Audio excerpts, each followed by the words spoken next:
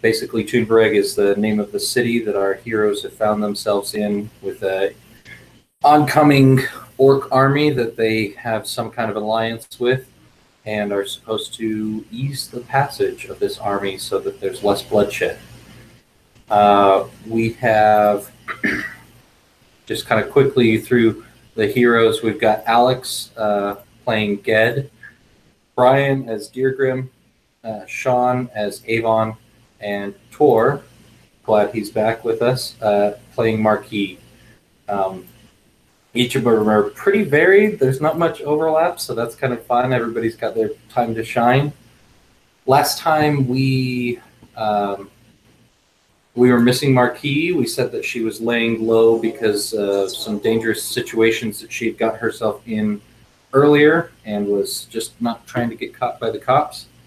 The rest of our friends went to the Masons Guild and tried to sneak in and steal some papers because they heard a rumor that the Masons Guild had information about the underground workings in the newer part of the city, and they thought that maybe they could find some tunnels or something that might be able to let the orc army in, so that that way there would be enough leverage and pressure over the city that they would capitulate without violence. Let's see. So Ged found a way to sneak around the side. Avon kind of helped Ged out a little bit, disguised him as a ghost in case he encountered somebody who could scare him away. While Deergrim went up to the front desk and was just tasked with providing a distraction, and distract he did. He failed to bribe the person at the front desk to get a meeting with anybody important, and then proceeded to tick him off, as well as failing to bribe him. A couple of guards came around the corner, blows were exchanged. Luckily, Deergrim has lots and lots of armor, because I think he took three or four hits. And bravely, Avon even stepped in and took one pretty hard one to the shoulder. As they fled the scene, Avon dropped her staff, but luckily made it out without actually like losing an arm or her life. Deergrim slowly backed away from that point, met up with Ged, and they headed back to the hideout. And there they spent a few days recuperating, recovering, and planning how they would get into the sewers, because Ged was... Oh, I fast-forwarded over Ged's whole thing. So he snuck around, gained access to the second floor, found some plans of what looked like underground workings, underground tunnels or sewers, and was tempted by some fancy-looking drafting tools, but when he heard the doors starting to open, he decided, better not get caught in here. And after that, met up with the rest of the group. They recuperated, they planned. So everybody can take that +1 hold, just mark it somewhere so you remember it. This is for the bolster move, Tor. So throughout the session, anytime you want to add a +1, you've got 1 to use. And then they started their descent into the tunnels. I think you guys got in scotch-free was the last that we saw everybody. Did I miss anything big? No? Okay, cool. Let's check in with our players. We had a couple of people level up, and I want to make sure that they get out there, what their moves are, so we can try and get in situations to fire them off. Ged, did you take a level? Yeah, just barely. And I took the move Logical when you use strict... I think it's a wizard move originally. When you use strict deduction to analyze your surroundings, you can discern realities with +int instead of +wiz. Nice. And then you switched out one of your pieces of gear in your workshop. Yeah, I switched out my Steam Explosion Glove for a magnetic shielding belt, which gives me +2 armor versus metal. Cool. And fictionally, I think we said we were describing that as it's just adding kind of an alternate force. So as the blows come in, they either glance off, or if it's going to be a direct hit, it at least slows the the power. Exactly. It naturally repels metal. So. Cool. Dear Grim, you took a level, right? Correct. So I took an advanced move called Playing the Long Game, and all this does is at the end of a battle or scene, when my gambit count would normally be reduced to 0, it stays at 1. And so my thought being, I haven't actually used that yet, so maybe by starting off with 1, I'll have an opportunity. Awesome. Yeah, good thinking. Avon, did you level? I did. So now, in addition to the spell focus of the mask, Avon is now tapping into the Abyss. Aligned spells involve summoning horrors, and opposed are no longer allowed to show humility. That'll be pretty interesting, because Avon to this point has kind of been the support, the background, a helper. So that'll be really interesting how that affects the roleplay even. I feel it ties into my keys, where I'm supposed to be pushing on things and not letting other people dictate the direction that Avon goes. So we'll see if that all works out well. Cool. All right, and Marquis also took a level this between sessions, so let's hear it. I took the move Duelist. When you use Deft Technique while wielding 2 blades or a quarterstaff, roll your damage twice and take the better result. In a 10+, on a 10+, you either deal plus 1d4 damage or take plus 1 armor forward, your choice. Wow, okay. So, and I picked that because that I have a sword and a dueling dagger, so it seemed appropriate. Awesome, love it.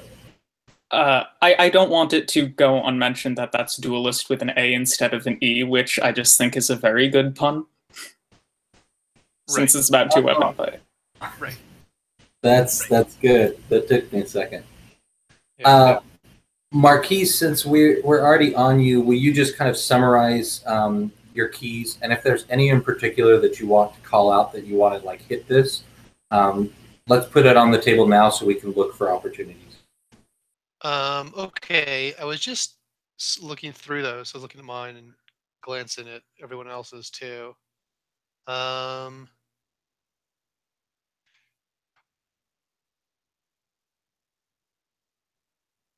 Okay. Do you want to come back? I think I got one. Okay. So I'm gonna go for Key of the Glorious. So basically, when I boast to an NPC as something of some great deed I've accomplished.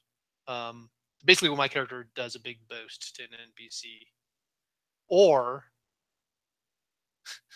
when I accomplish something, or when an accomplishment came, or when I accomplished something, and it came at the expense of another who was seeking that same fame or glory. So when somebody else was trying to do something, and I accomplished a thing, and it basically screwed them over, but I got the glory, then I hit that key. Cool. So, okay, so yeah, everybody just keep that in the back of your head that's the one that Marquis wants to hit hardest today. Let's go backwards. So Avon, do you want to kind of summarize your keys and then tell us one in particular if you have one? Sure. Avon has the Key of the Meddler, using magic to change something tangible or lasting, or if it becomes self-perpetuating or contagious. Key of the Trickster, when false information I divulge helps someone forces someone to act accordingly, or when we're able to convincingly masquerade as someone else. And Key of Provocateur, when I spur an ally to act in a way that would otherwise have avoided, or my words or action drive a neutral party into attacking. I think I'm going to try and hit Provocateur with Marquis again. And I mentioned last session that I have an idea for how we'll mark our way through the tunnels that might hit on Key of the Trickster.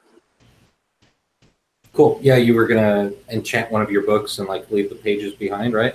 Yeah, but I'm gonna use like a different gang sign, basically. Nice. Before we go to Dear Grim, I just wanted to. You reminded me we had seen the town crier kind of announcing the political situation, and the vote had happened the next day. So while you guys were preparing and planning, and the spell that you had cast that kind of threw shade towards the militaristic candidate, it worked. And so I believe the Mason Guild actually took the 12th seat on the council. So that may be good or bad for you guys. Since I wonder if they'll forgive us for causing a fight in their head office based on that, or if I'll never ever be able to mention this. Yeah. That's a less good result. Whoops. Dear Grim, why don't you tell us about your team? Yeah, and I was thinking too, we might want to mention, we mentioned we did the bolster move, but specifically, I don't know if Tor caught it was kind of at the end of the cast. So specifically kind of what the bolster involved. So for Dergim, it was working with my my pack bear, which is a cave bear, to really get it comfortable with the location of our cohort office. And these animals are quite comfortable in underground tunnels. So the hope is that it'll be able to find its way back if we were to get lost underground. So on the keys, I've got Key of the Ringleader. If I take the lead in a difficult situation, or if I give someone advice and it pays off. I got Key of the Courageous. If I act despite a terrifying obstacle, or my words or deeds fill others with courage. And I've got Key of the Judge. If I bring someone to justice who deserved it, or successfully mediate a conflict. So one to focus on.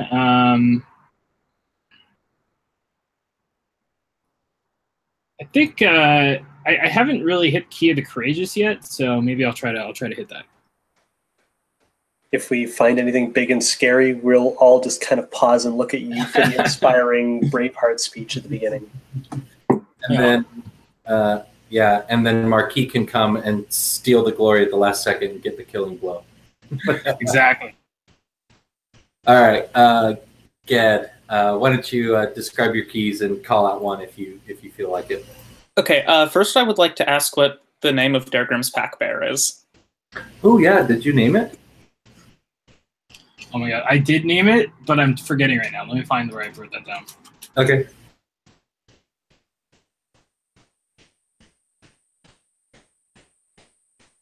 How many XP do you need for level 2? It should be automatic, so if you type level 2 in, it'll populate to the next. So you should need 9 to advance from level 2 to 3. Right, 7 plus the level to hit the next one. Yeah.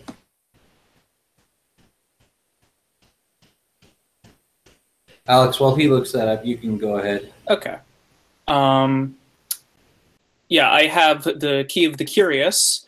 Gain XP when you get yourself into trouble by tinkering with something best left alone, or when careful experimentation teaches you something profound about technology. Buy off when you ignore tech phenomenon that you might otherwise have explored. Key of the Futurist, gain XP when your actions disturb or unsettle an established norm, or when your refusal to adhere to tradition creates trouble. And Key of the Cunning, gain XP when you offer advice to someone and they actually follow it, or when you come up with a plan that helps you or your allies out of a bad situation. And as I recall, I've had a little trouble hitting my keys, and the only one I've managed to hit so far was Key of the Cunning, once in both sessions. I don't know if there'll be a good opportunity for Key of the Futurist, and that's more a solo thing, I think. But I would like to hit Key of the Curious, and I'm wondering if tinkering with something best left alone can't be interpreted a little, not literally. Do you have something specific in mind? Like, say, tinkering with a person, or like prying into their life and that curiosity, asking questions. Yeah. Yeah, I think, at least for me, I think that you could easily make the argument that prying into somebody's past life could qualify, yeah. Okay. I don't know if I'll want to do that specifically, but like that sort of... I was wondering about sort of the how literal it had to be. Cool. Yeah, and I think the key of the futurist, I think we can definitely keep our eye open, because that's more like after you do something weird, if people just role play it and like call out like, True. Are you sure we want to get in the group? There's lots of ways to tie that in. So we'll keep an eye for that, okay? Okay. And I'll try to be weirder. So. And Dear Grim, did you find the name? Yeah, I think we're going to name him Frostbite. Frostbite. Oh, cool. Like the clan, right? Frosthammer, there's a theme. Yeah. Yeah. All right. I'm going to just I'm going to type that in there.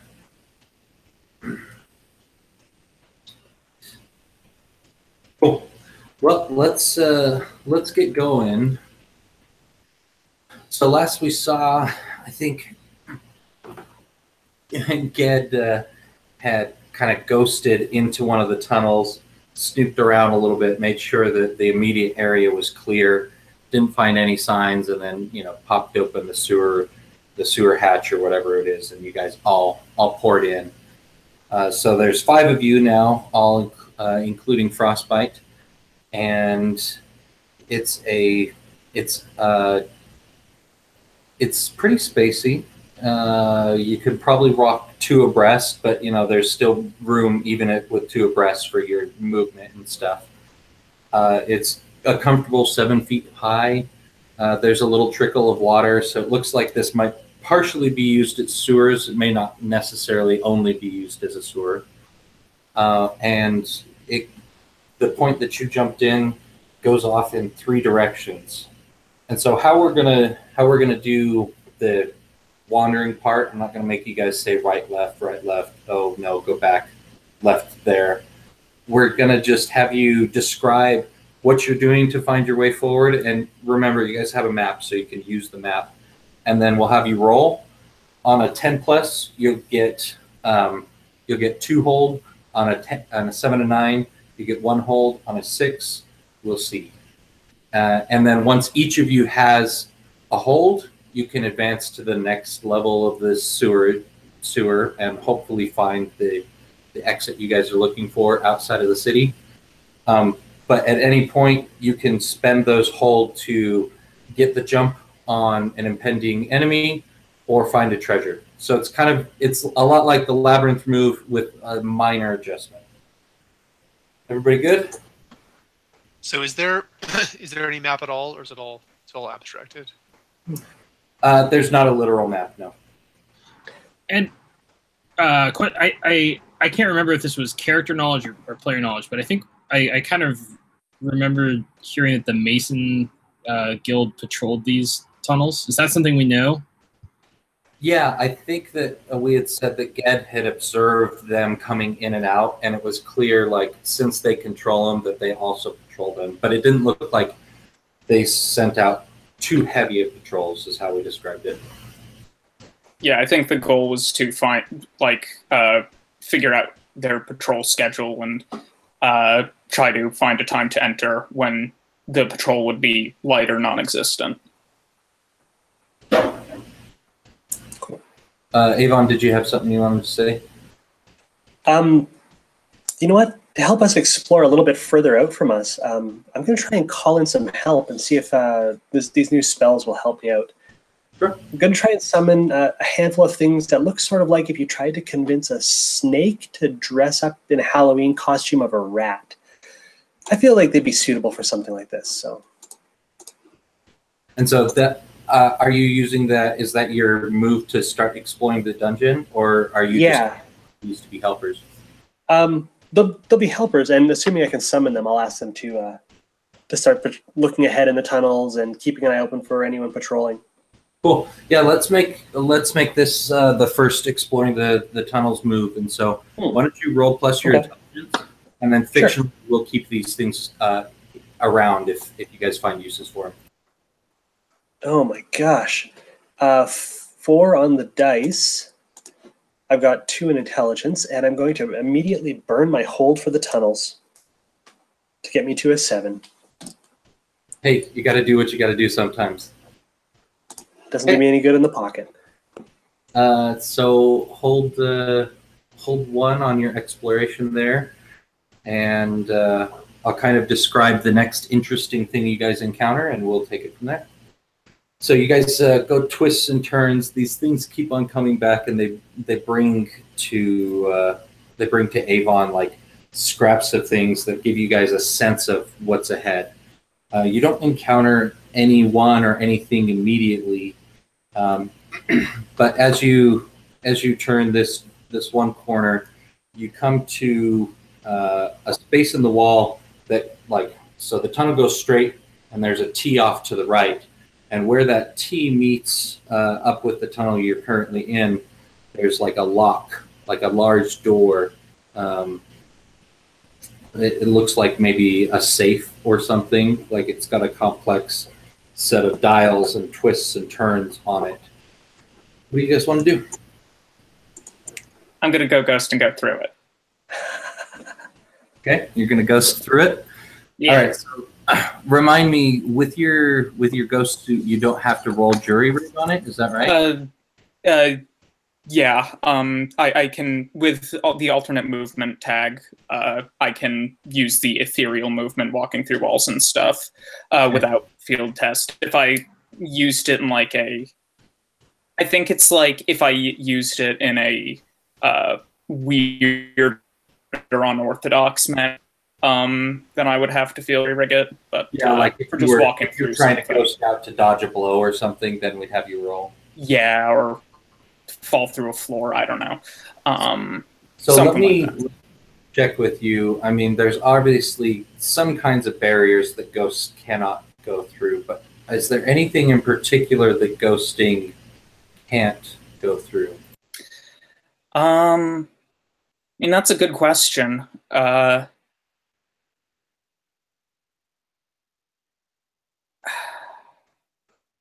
we line coffins with lead so the ghosts don't get out. Yeah, I mean, maybe it's something like that, like certain metals, or I think like it doesn't, because it's only partially ghosting, it like doesn't protect against environmental effects, so like you wouldn't be able to go through lava. Cool. Okay. Yeah, I'm not gonna like pull that on you right now. I just want. Okay. Yeah, and I mean, if like you think there should be more limits, I'm fine with that. I hadn't really given that much thought. Cool. If he's announcing he's doing this, I'm going to suggest once you go through, rather quickly come back and let us know. Otherwise, we're going to assume you need help. I guess. Okay. Oh, also, Ged finds the weird rat snakes very cute and would like to pet one. Sure, feel free to pet them as much as you want. You don't have those gloves on anymore, remember that. Well, he has gloves on, just not the kind that explodes steam. Cool. So as you reach through, you step into this room, and it's really dark when you first get in there. Even though the rest of the tunnels, like you guys have a torch out or something, there's still kind of like a greenish light. But this room is clearly completely cut off from the rest of the world, and then you see kind of like a spark in the center, kind of like an electrical looking spark. Think like Tesla coils. What do you do when you see that? Am I able to open the before they decide they need to come crashing in or whatever? Am I able to open it from the inside? You're certainly able to turn around and look at the door and see if there's an easier way to open it from the inside. Is that what you want to do? Yeah. Cool. Let's get it in so they don't worry. Yeah, let's have you discern realities on the door. All right, I think I can use logical for that. using strict deduction. Yep. That is a 9 + 2, 11. Oh, sweet. Yeah, you're shocked how easy it is to get out of here. You'd think whatever they put in this place, they'd want to make sure it stayed in there, with that heavy of a door. But there's just like a little switch, and when you touch it, you hear the cogs and the mechanisms start twisting and turning, and it sounds like it's unlocking itself. As that happens, though, the sparks begin to, it's not just like a little flicker, they start jumping to different parts of the room and arcing around. What do you want to do? I'm gonna go look at the sparks, obviously. You're going to investigate the sparks? Oh, I want to look at these sparks. Okay. I want to get Avon's head is just peeking around the corner into the room. Like the door's starting to open and gets just, so he's like, okay, and just runs to look at the sparks and see what they're doing and see what this is. From the rest of you guys' position, like you hear the door starting to unlock, and maybe the seal is starting to break, so you can see the flashes of this blue light, but that's all you've got. All right, so Ged, as you turn around and begin to investigate, I want you to take 1d6 worth of damage as one of these arcs hit you. Excellent. And I'd also like to get you to roll your Constitution to see if this affects your gear at all. That's 3 damage, and does that ignore armor or no? No, that's fine. You can use your armor. Okay, then 2. And roll for Constitution, you said? Yeah, defy danger with Constitution. Okay. Get definitely. That's 6 plus. That's a 7. Cool. I want you. How about this? We'll just have you spend one of your charge outright, like it gets into one of your suits or something, and decovers it slightly. Okay. Cool. So the door swings the rest of the way open, and you get your first really good look at this because the light isn't just on and off. It's like filling up the room now. And there's 4 coils. There's one large coil in the center, maybe some dials and switches on it. Excuse me. And painted on the ground in blood is some kind of an arcane pattern. Okay. I'm going to use my I'm going to look at it, and the let me see that move lets me ask specific questions when I handle or examine something interesting. Cool. Just to clarify, are you like going up closer to it again? Because last time you were in the area for too long, you got sparked at. I'm gonna try one more time. Gonna try again. I really want to get close to this center thing. Okay. Go ahead and ask your questions. What were they? Okay. What does this do?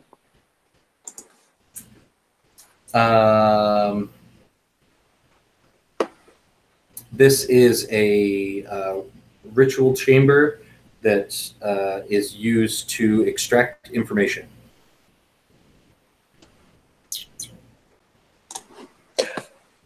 Can I? Oh, sorry. He's still asking. Sorry, I have one more question. Yeah, one more. What's wrong with this, and how might I fix it? You get the feeling that these coils could be much more powerful if you were to fiddle with them. I think I'm gonna do that then. Cool. Let's switch over to Avon. It sounded like they had something to say. I was going to chime in and spout some lore about whatever was going on with the symbols on the floor. Cool. Are you entering the room yourself? Carefully. Do you have any free hands right now, Ged? He lifts up a hand and is tinkering with the other one. I place one of my extra daggers in your hand just to help keep you as the lightning rod in the room so I can get a better look without getting zapped. I think Ged isn't particularly paying attention, and he's just like continues doing his thing. with the dagger in hand. Marquise shakes her head. You go headlong into this. I don't feel bad at all. Avon, as you investigate the those symbols on the ground, go ahead and spout a lore for us. Sure. And I have arcane learning, so I'm a font of esoteric knowledge. When I spout lore or discern, on a 10 plus, the GM gives a little secret. I totaled 9. Oh, but you don't have your thing to expend. All right, so something useful immediately and something interesting about this. So this is a new science that's emerging. This combination of the technical and the arcane. So that's something interesting about it. Something that's immediately useful is the smaller. What did I call them? Pistons is the only word that's wrong. Coils, right? Coils, thank you. The smaller coils are not fixed to the ground.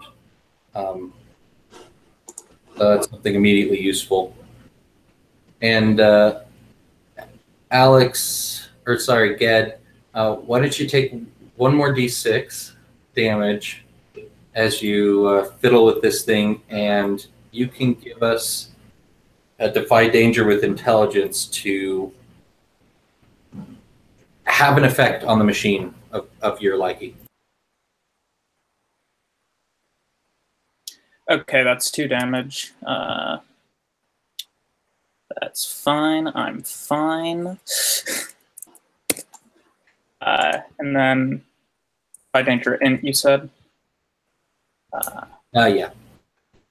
7 plus 2 is 9, but I also, my race move for Gnome is when you try to avoid an alchemical or mechanical effect, take +1 to defy danger. Does that work here? That works here. Okay, then it's a 10. Okay, so what I told you earlier that you could make these coils more powerful. What exactly are you trying to do while you're at this station here, fiddling with everything? I want to get it into what I observe to be its proper working order, so I can observe it, so I can, look at it and tinker with it, and when it's not half broken. And I was a bit of a jerk the first time. If you have a good idea about where to put these things, I will lab rat for you and help move them around. So how about this? You get the machine to stop arcing at random, and fiddling with it, you figure out how to control which of these it goes, which of the coils the large one charges up, and then you, with the knowledge that Avon got earlier, these are portable things. They're intended to be taken and applied to organic matter to cause excruciating pain. Okay. I'll definitely charge and take one then, as much as I can without breaking it. Cool. Is anybody else interested in picking one of these up? If it doesn't immediately shock Ged to death, I will pick one up following his lead. Well, I'm going to pick it up by the safe end, obviously. I had no idea which end was the safe end and which was the business end. So, Ged can probably tell. Yeah, hopefully you gave him a little tutorial on it. Okay, so everybody who wants to take one, there are 4 of them.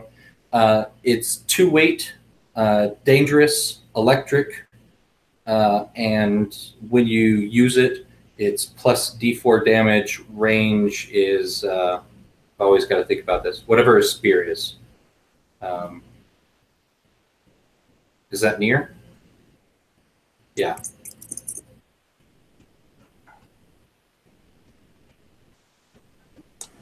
Well, that makes up for my boring staff that I dropped. Oh, and I mean, you can put this on there, temperamental, but basically, it's not necessarily going to last very long. Like maybe 1 or 2 shots. Okay, so sorry, dangerous. Did you say reach? Yeah, dangerous, electrical, reach, and plus D4 damage. So are these so they're safe to handle, but if you touch the business end, you're shocked? Yeah. All right, Dirgam's gonna take one and as safely as possible stow it on his bear. Cool. Yeah, I'm sure you're able to manage that. I'm just calling it torture spear in the spreadsheet. I don't know if it has an actual name. No, I didn't give it a particular name. Torture spear it is then. All right, who's gonna lead you guys through the next section of tunnel?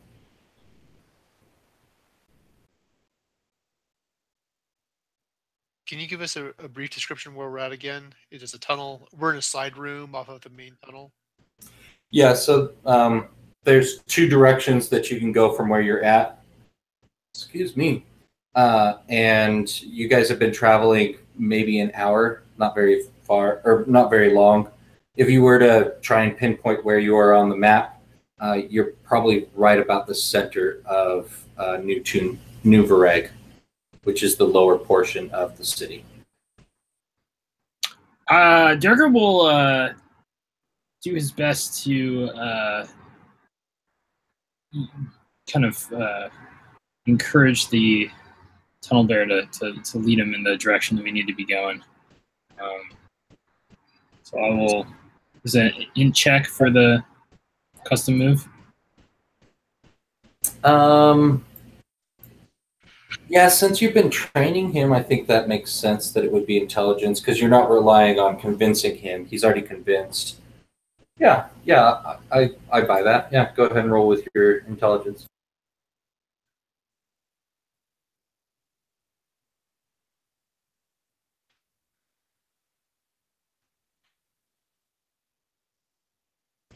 Okay, 8 total.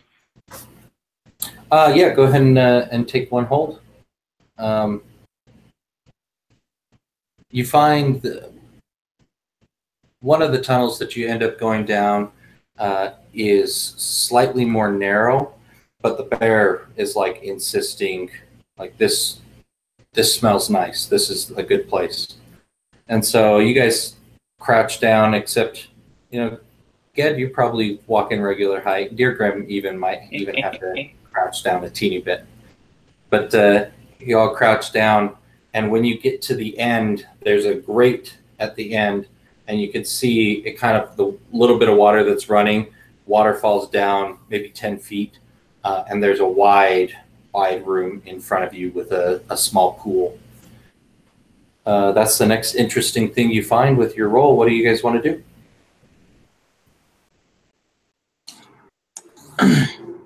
I'll walk to the edge of where the kind of waterfall is and see if I can see anything in the room. Cool. Yeah. Let's get a discern realities about watching out for what's going on.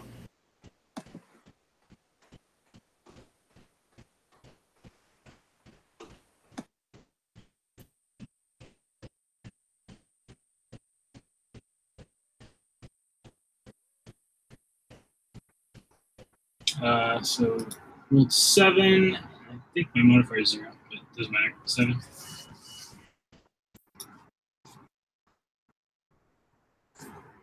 Okay, so you got a 7. What question would you like to ask?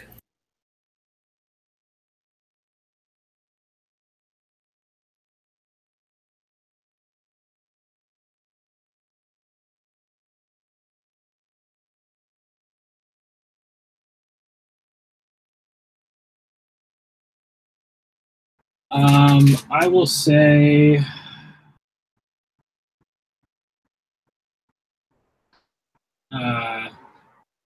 what here is useful or valuable to me?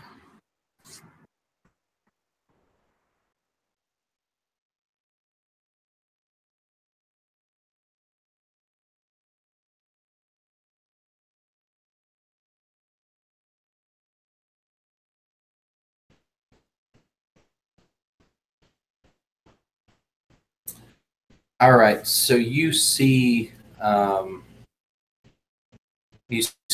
like a wheel with a brake stop on it.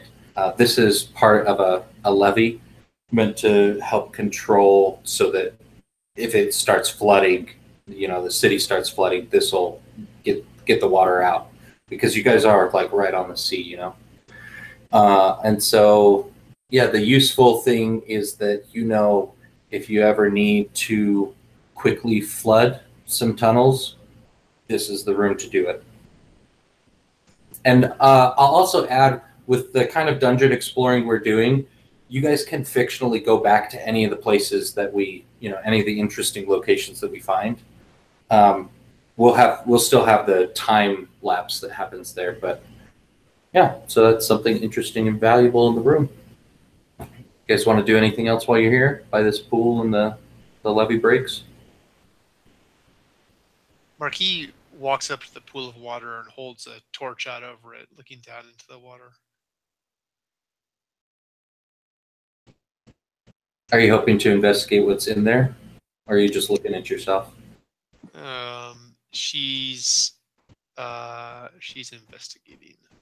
Cool. Yeah, go ahead and discern what you can find in the water. Okay. Is there a dice roll? Dice? Yeah, I put it in the chat. Do you want me to fire them off for you?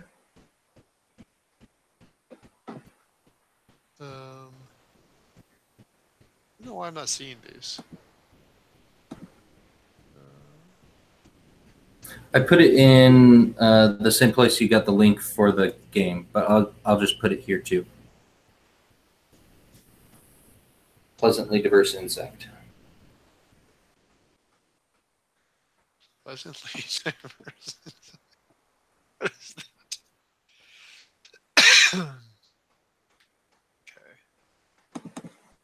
Okay.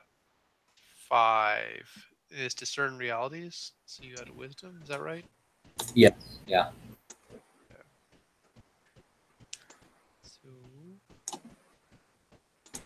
So your wisdom will bump you up to 6. Do you want to use your preparation? Or are you okay with a failure here? No, I'm okay with a failure. Yeah, maybe she's like started gazing at a reflection. She has a little Adonis moment. She's like, damn, I look good. I think, tell me if you guys think this is too harsh. I think maybe some dripping comes onto one of these staffs and it arcs into the pool and strikes. Or do you guys think that's kind of cheap because I just told you these are safe to carry around? I mean, you did give them the dangerous tag. True. I just wanted to know whose it was. Whose spark zapped me? Oh, the pack bear, obviously. It started drinking out of the pool and just. Oh yeah, perfect. Exactly right. Yeah. Just leans a little too far and. So, Marquis, I'll have you take a D8 damage from that, and does that open up an opportunity to hit anybody's keys, either you or your Grim fighting over this bear? Maybe Keith the Prideful? Do you guys want to have that scene?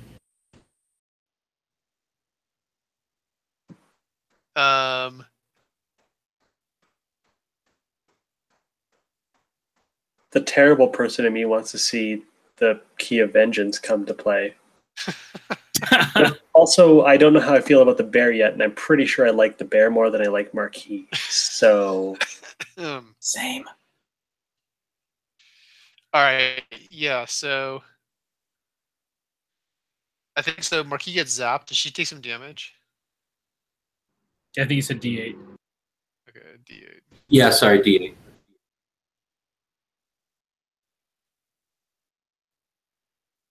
She takes 3 points of damage. All right. So she gets zapped and she jumps back from the edge of the pool. She probably like drops the torch. It fizzles out in the water, and her sword's immediately out in her hand. And she lets out some sort of a sailor's curse, and then she turns to Dargrim, and she says, "Mind your animal, Dargrim." So, he's still being trained. It's not his fault. I put an electric rod on his back. He says, next time this happens, she says, I'll be forced to punish him myself." And she like stalks off. Tell her, it's an innocent animal. You grief should be with me, not with it.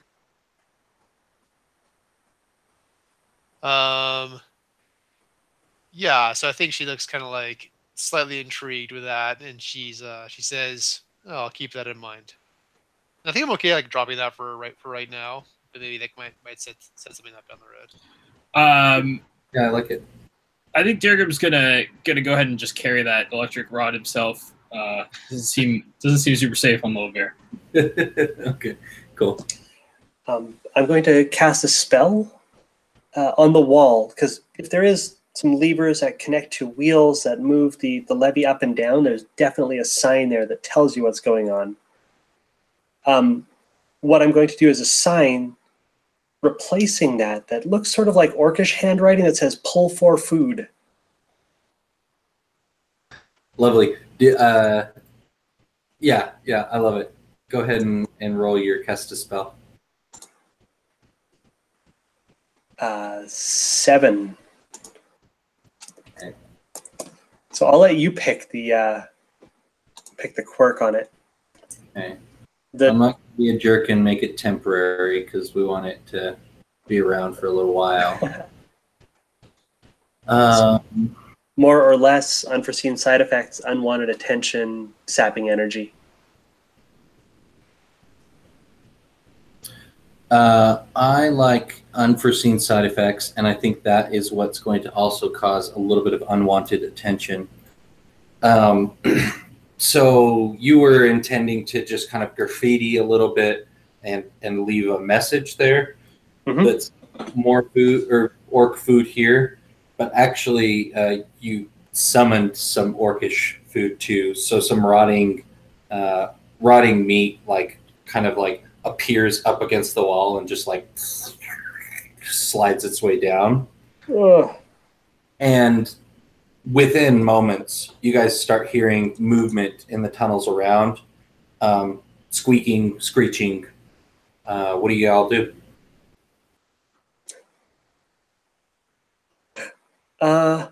Sorry, guys. We should get moving, I think.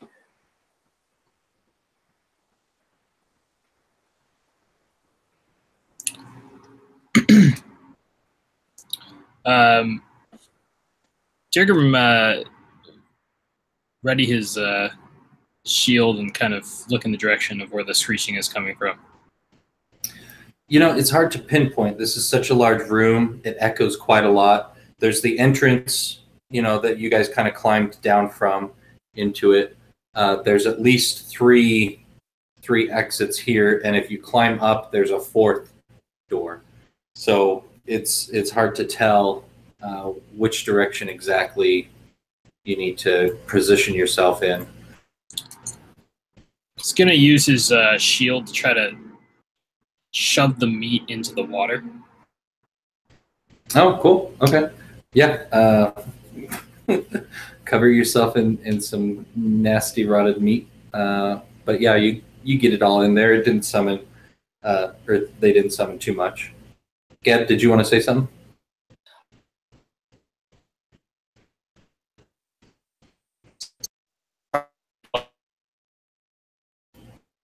You're roboting really bad. Do you guys want to take a 3-minute break and let Alex restart? Sure. Cool. Yeah, I'll see you guys in 3. Alex, if you can hear me, restart.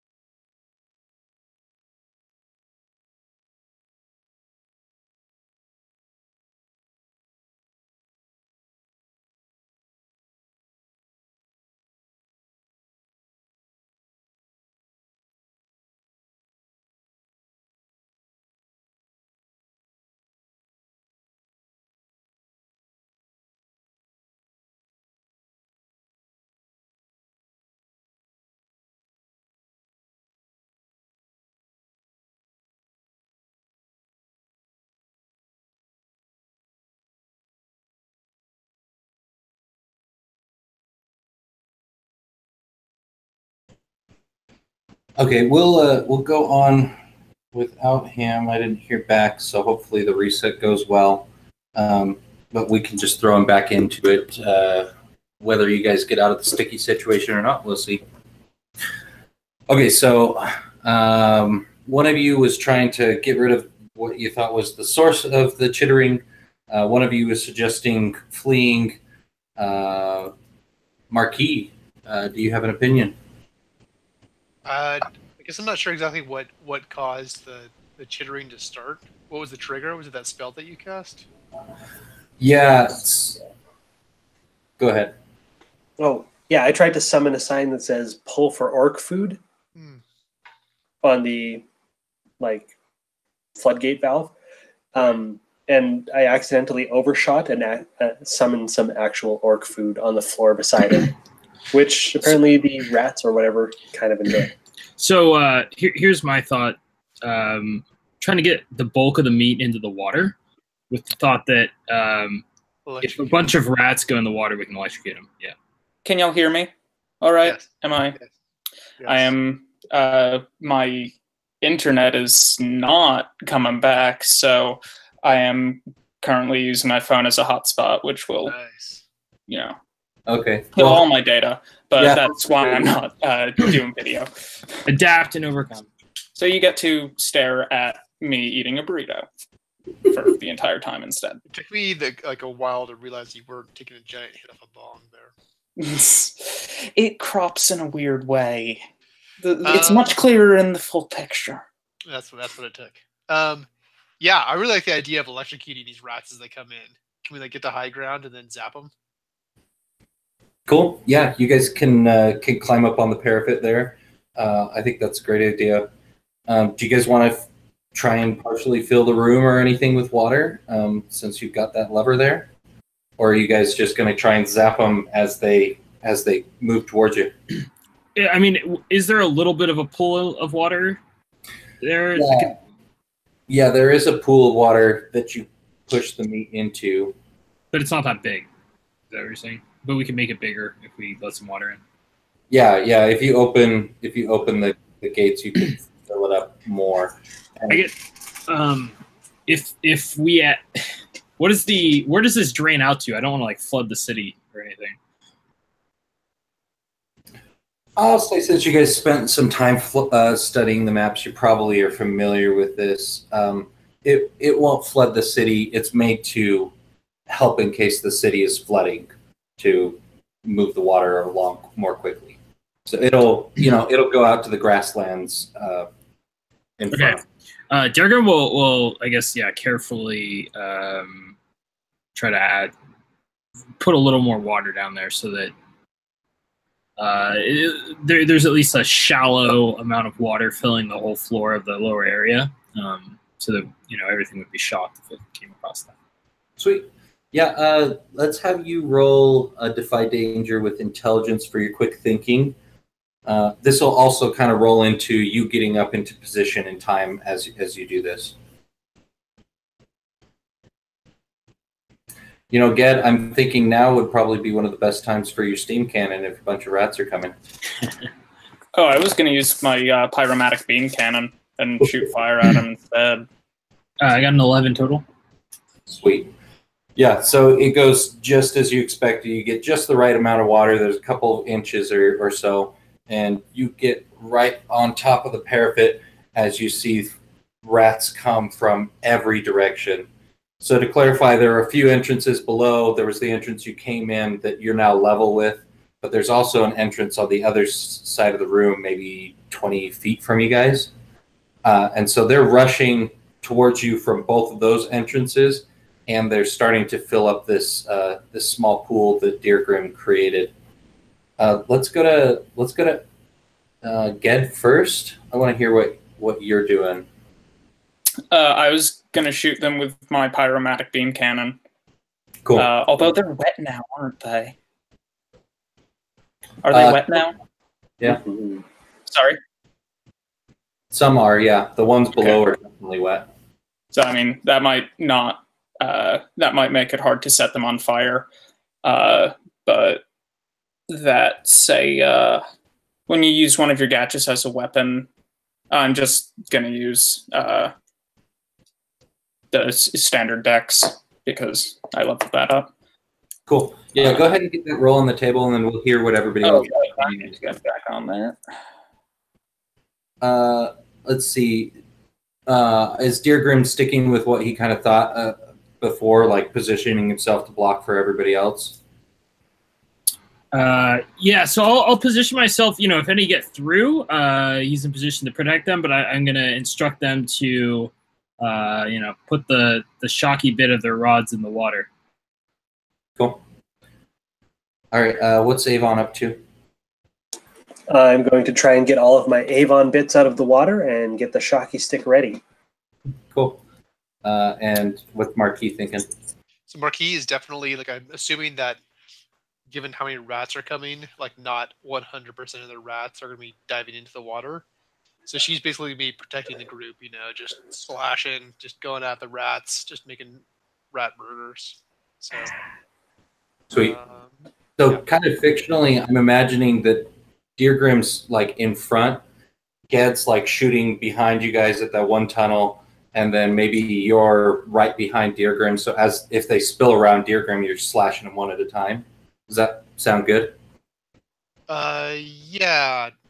She's like wherever she's it seems like the rest of the group is kind of doing other defensive stuff, so she's really kind of trying to protect the group here. Okay. So whatever, I mean, she's actually putting herself in like the way. I mean, if not in the way of the group doing stuff, but like. Yeah, I'd say maybe she's more slashing in Deergrim's. Like if one gets the drop on her, he'll come in with a shield and try to keep it off her. Cool. So it sounds like probably the best role for Deergrim is defense. Probably best for Marquis is hack and slash. And Avon, when you feel like you're ready to fire the shocky thing, let me know. Yeah, once I get the signal from one of our ringleaders down there, I guess it's going to be a volley. Yeah, it'll probably be a volley. Okay. I don't know. Maybe we could make the argument that it's intelligence because you're trying to figure out this thing. Yeah. That's up to you. I rolled a 9, and I'm going to use my hold to make that a 10. Sweet. Okay. And Deergrim, what'd you get? I got 9 as well, and I will use my hold as well. Sweet. So you take 3 hold for defense there. And what did Marquis get?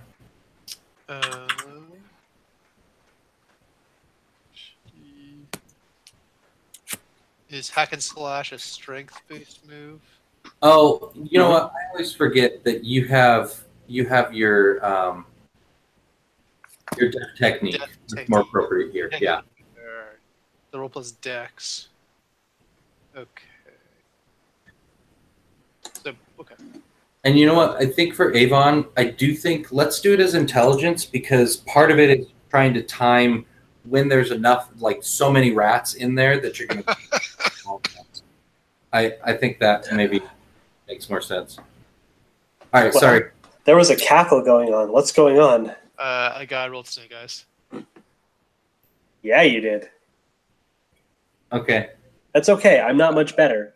Even if I'm rolling with intelligence, I end up at a 6. Right, you completely failing doesn't necessarily make me feel better about me completely failing. I rolled 7 for damage on the volley. Sweet. All right, so Brian, I think you're the one who is the one. Interrupt me as I'm going through the fiction here, as I'm seeing it play out, and use your defend at whatever point you think is necessary.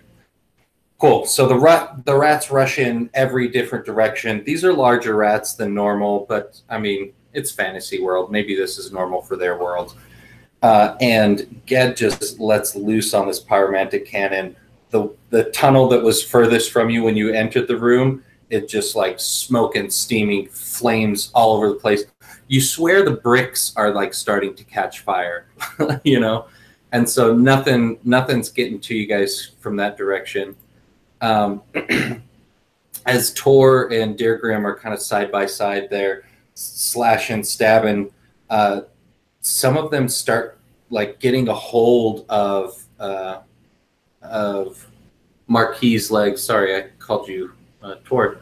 Of Marquis' legs, and she's getting tripped up and is in a pretty dangerous spot. I'm not going to have you take any damage at this point, but you're like at the risk of being pulled into and possibly overboard into these rats. And yeah, so I guess I would use I don't know what the appropriate hold would be. If I can redirect the attack for myself. I mean, I think essentially what I do is as I see Marquis starting to get caught up in this, I just try to kind of throw myself in the way of some of these rats to take some of the attack away from Marquis. Yeah, okay, so you're instead of her being like starting to get pulled into them, you smash a big bunch of them out of the way, so she's still got them like crawling up her and maybe starting to bite at her, but you actually are the one not as in a dangerous a position, but you're definitely surrounded and close to being pulled. Now, did you get a roll for your intelligence there, Avon? I did, and it came out to a 6 total. Oh, really? Oh, really? Oh, dear. Let's have it happen this way. So you're firing down into the pool was the plan, right? Yeah, I think you mentioned that there was a bit of a higher point in the room. I'm kind of hanging off that, and then the other arm is the prod of enhanced interrogation, aimed down towards the pool of water across the room. Yeah. Cool. So you let a bolt fly from it, and it stings your hand enough that you drop it afterwards, right? Mm-hmm. Maybe it even doesn't hurt, but it just makes your muscles twitch, so you let go. So it falls down in, and it's just sparks, smokes. It's like the stench of these rats being killed, and even the noise is just like terrifying. All the rats that were below are completely gone. But you see coming through that grate that you guys had moved out of the way as you entered the room, gnawing at the grate and starting to break the largest rat any of you have ever seen. You wonder if it's part human, because it doesn't walk on 4 legs. It kind of walks up on its hind legs. So that's the situation everybody's in. I think the most interesting thing to do is look at Deergrim and Marquis next, since you guys are still kind of in a bad spot. What are you guys? Read the fiction again. What's going on with us? I'm being swamped by rats, and Deergrim is trying to get them off. Yeah. So you guys are both kind of surrounded by them, but whereas before you were being pulled into them, now you're just surrounded by them, both of you. Cool. So we're like back to back with like rats, just this giant, like massive rats all around us. Well, I think Marquis says, "Hold them off for a second," and she's going to start trying to light a torch. And drive them away. I got a question. I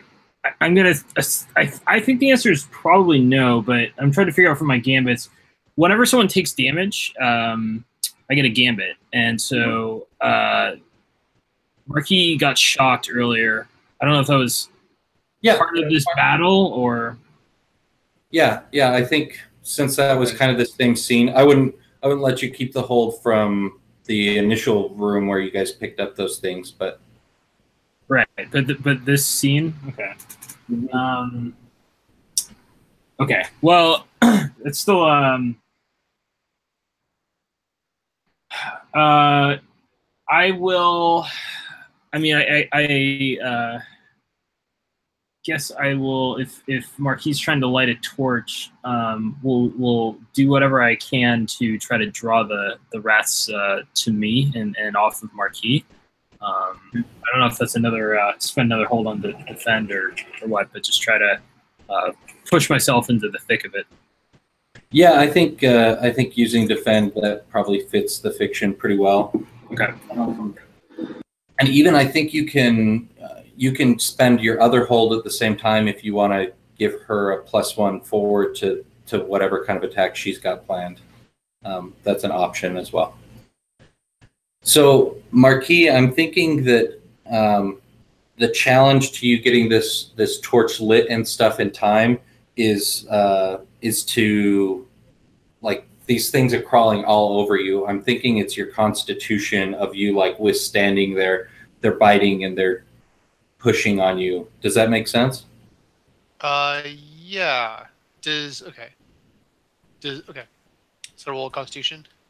Yeah, roll Defy Danger with Constitution, and that'll get get a torch in hand and let you start making attacks or do whatever you want to do with it. When you level up, do you get an extra point in one of your abilities? Yeah, it goes to your base, and so you have to like pass the threshold. So you could have put it in con, but that wouldn't have given you +1 to mod. I think if you put it in strength, it would give you a plus.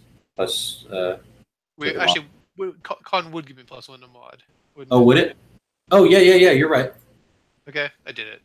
Okay. Okay, I'm gonna roll.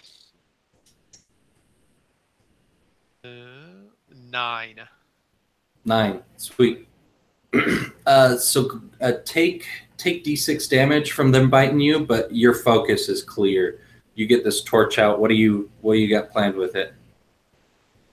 So once the torch is lit, she's just gonna start like using the torch, like sweeping it back and forth to sort of clear a path from the rats, and she's gonna drive towards an exit from the room. So she's trying to just create a path for the party to get out of the room, right? And she's like, "Fall in behind me," that kind of thing. Cool. I think the exit that you are closest to, probably where most of the remaining rats are coming in. If you guys move backwards from the rats you're facing towards where that tunnel just got lit up by Ged, that'll probably be the clearest. So if you wave this thing back and forth, it'll keep them at bay. Absolutely, yeah. And then she can start moving. If that creates like an opening, she's gonna start moving forward, right? With the rats kind of swarming around, and hopefully the party will follow along behind her. Yeah, I like that. So the rats that were on you and even on Deergrim kind of back off, and they're pretty afraid of this torchlight and the heat of it. That rat-like creature has broken through all the bars and has started to climb up on the ceiling. He's on the far side of the room from you all, probably still 40 paces away. You guys have an opportunity to try and run through the entrance that Ged cleared. Is that what you all want to do? Yeah, Avon's going to send the weird rat snake things into the room to try and get them to climb up the wall and distract the man rat, whatever's going on with that, and make a quick escape the way Ged suggested. Yeah. As I pass Marquis, like, I'm not sure why we bother giving you swords or daggers or anything. We should just give you torches. Oh yeah. Well, she stares daggers back at you. Just get in the damn hole. Cool. Let's we'll let you guys get away free. Well, without making any roll, because those snake rat things get eaten up and cause enough of a distraction. And we'll even say there's some kind of a hatch that you can close behind, so they're not going to continue to be right on your heels. I was going to say, like on his way out, Durgrim uses his hammer to just kind of like slam the thing that opens up the water to try to just flood them out, the whatever's remaining.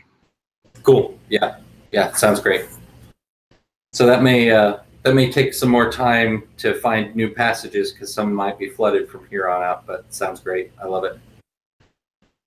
Who would like to take the lead exploring the next section of the sewage or the sewers? I think Marquis, like, she's like super pissed off. And I don't know if you guys could like pick up on that or not, but like number one, like her pride was kind of hurt when Dergrim had to sort of get the rats off of her. And then Avon's like little snide remark is just like she's super hot now.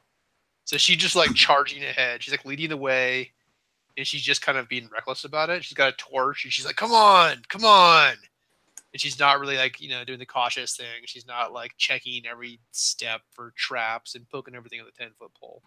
And Dergrim would have tried to get her to stop and let him bandage her wounds, but it sounds like she may not have. I think she like wrenches away, and she's like, "There's no problem yet." And, like little like spray, like blood, like splatters on the wall. So it sounds like maybe you're leading with intelligence because that's your worst stat. But I'm not gonna pigeonhole you in that. I think you could make arguments for other things. What are you wanting to roll with there?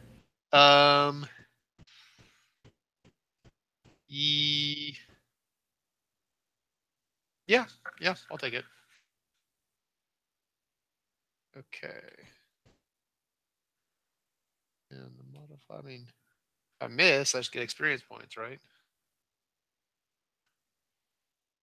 Did you roll another miss just now?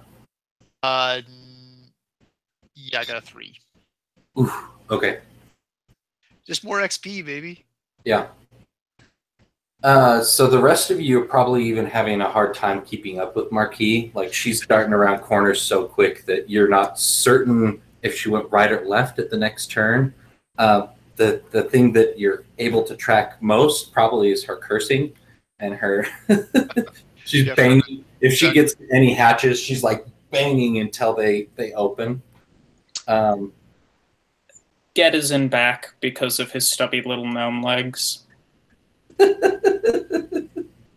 I just had the best. Trying to run twice as fast. It doesn't work. It just doesn't work. Flashes behind you as they go 100 miles an hour. Yeah. What's Frostbite doing?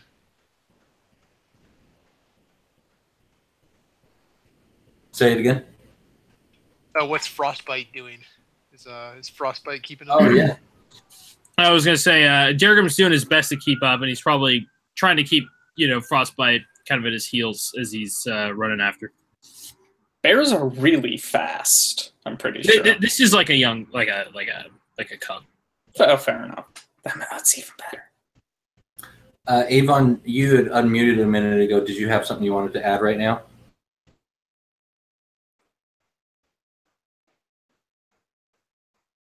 Sorry, my connection's just kind of popping in and out right now. I didn't have anything important to interject. I'm going to take a second and turn the bandwidth down. So we're going to get fuzzier, but hopefully this will help because we're having several people having trouble there. Okay. But no, I was going to follow along with the Marquis show. I think I'm next in line, right over her shoulder. Yeah, you're the most capable of keeping up. Not even slightly, but I'm having fun goading her on. Nice. Dergrim's not the fastest on his feet, and he's weighed down by heavy armor, so he's probably back there with Ged. Cool. So Marquis, as you round one of these corners, you see ahead of you a hooded figure. It's a purple hood. It's very fine quality, maybe even silk, And it's a person of about similar size and build to you, from as well as you can tell. Even the boots that are sticking out and visible are like dueling boots. Like, this is a trained duelist. You can tell just from the boots alone. And you hear a sweet voice. You know what? Real quick, for fiction's sake, if you guys have thought about like your sexual orientation at all, who, by just quick raise of hands, who is interested in women as a sexual partner? I'd say Deergrim's dwarven women. Okay, so you're specific to dwarves. Okay. Oh, I guess Alex, we can't see your hand. Get is ace, so I wouldn't be raising any hands anyway. Okay, cool. All right, so you hear this? Yeah, definitely. Cool. So we've got it sounds like Avon and Marquis are both oriented that direction at least a little bit. Yeah, So Avon is like the far opposite ends. So like the super burly guys and like the super bimbo women. And then it kind of drops off towards 0 in the middle. cool. All right, so you hear this like sweet melodic kind of voice. I could have heard you from the neighboring city. You guys could stop there. And maybe about this time, our shorter-legged friends catch up and kind of like stumble into the wall and maybe run into the back of Marquis. What are you doing? Who's this? Who are you? Who are you? She'll pull back her hood. She has like pearlescent, like white hair, but it's got like a sheen to it. Is small horns, kind of like a very narrow, sultry face, voluptuous lips, and pointed teeth. And when she smiles, and she says, "Hello, you're quite a treat." Addressing Ged. Thanks. I think. Yeah, Marquis takes one step forward and like holds her sword out between Ged and the woman, and she says, "Out of our way, creature. Oh, Not to be stopped here." you meant that literally. Okay. Yeah, she's not calling. No me a thanks. snack. Well, yes, literally, but I'm not interested in eating you if that's what you're worried about. Listen, you all have no business here. These tunnels are run by the King of Minotas. You can clear out. I'll take it from here. What business does the King of Minotas have in these tunnels? Baklova has interests in many things about this city, least of which are your concern, or none of which are your concern. We'll decide what our concern is. Yeah, look, we're supposed to be here. It's fine. Don't worry about it. Besides, we already saw Antonia.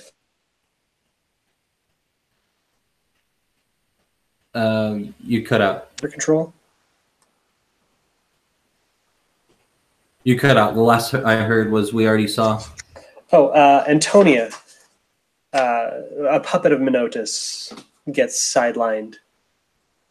Oh, yeah. Yeah, it's unfortunate that didn't go quite our way, but the Mason Guild are, well, easy enough to bribe if you give them access to what they need. Anyway, I'm not going to ask again. I assume since you were the one fumbling and bumbling your way in the front that you're the leader. Tell your men to stand down and be on your way. We don't take orders from the likes of you. And she steps forward and just kind of rests the tip of her sword on the woman's throat. I'm going to interject. Before you're able to get the sword like up to level, her own blade, and she fights with a rapier, comes and just kind of flicks it back, not in an aggressive manner at all. She puts it down at her side immediately afterwards, but just to kind of like a power play. Right.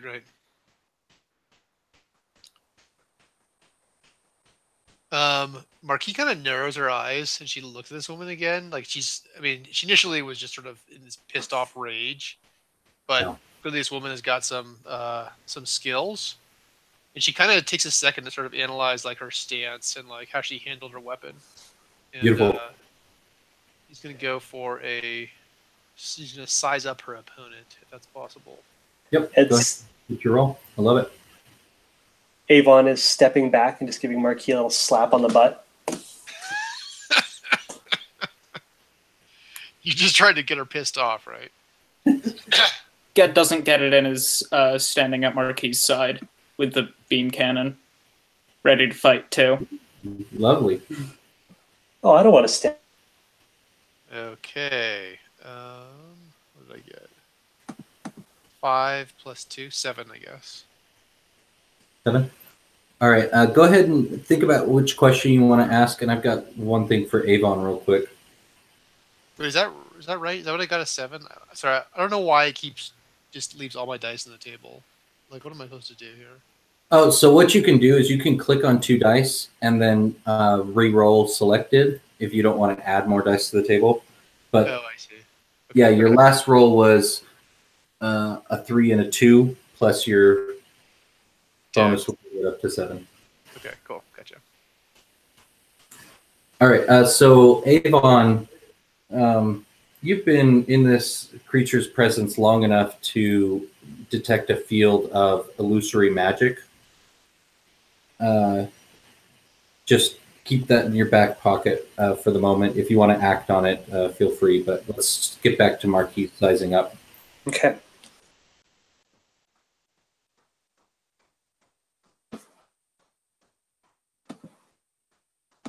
So, if you guys want to do something, I can distract her for a second using one of my hold. If anyone wants to take a move. Yeah, you know what? I'll drive the fiction forward here. I don't want to make you guys kind of fumble and make something up. So Avon's getting that kind of tingling of the illusory magic, and her blade starts glowing like this purplish with a like a black outline. And she says, "It would be unwise for you to cross swords with the standard bearer of the king. Now, I know you all are new to town and you don't understand the cities of Toon Vareg and Monotas, but I will let you know quickly with a few holes in your chest and a few slashes to your neck. Who is in charge here?" Would this be a battle figure that might qualify for my war knowledge? Is this person someone significant in let's war? See. Martial weapons probably would qualify. Definitely. You may not have heard of this figure, but let's get your spout lore with war knowledge there. That sounds great.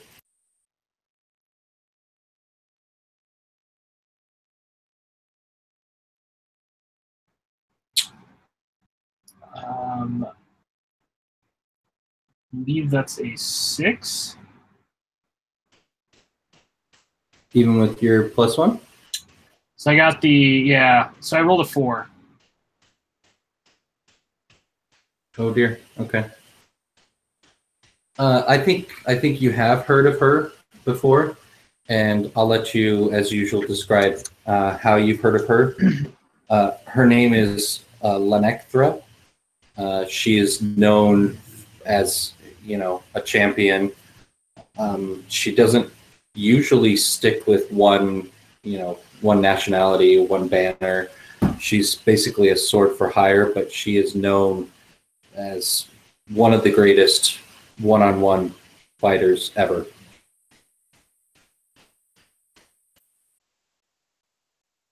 What's her name again?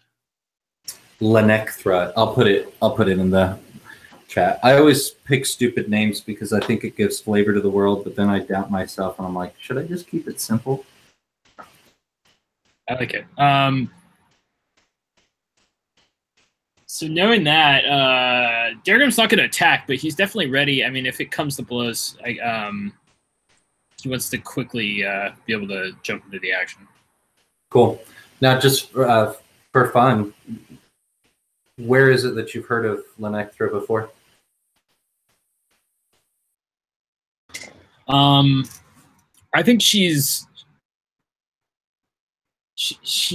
probably strikes a little fear in Dirgrim as she may have fought in a significant battle against this clan before, and he's heard of how many she killed.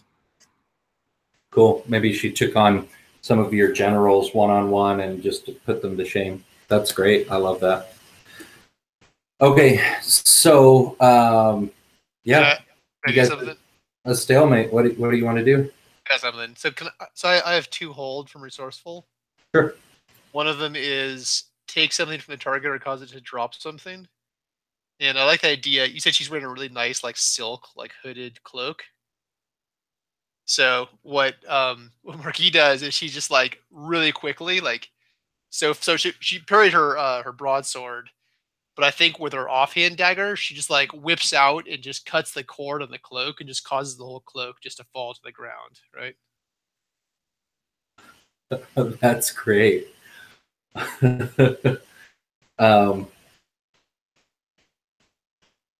What would she say to that? Okay, so this is what's going to happen. She locks eyes on you, and you would expect possibly anger or, embarrassment. She's giving off the vibe of like excitement, like sexual excitement towards you, and she says, "We can remove more clothing. I'm not opposed to that. You've got a fine figure yourself. But if we're going to continue with blades," and at this point, this illusion that she had cast dissipates, and behind her are 8 or so heavily armed men with tower shields, like 6-foot shields, long spears, huge, massive kind of men, none of them under 6'3". Now, are they an illusion, or the illusion was covering them? Yeah, table knowledge, they're definitely real, and she was hiding them.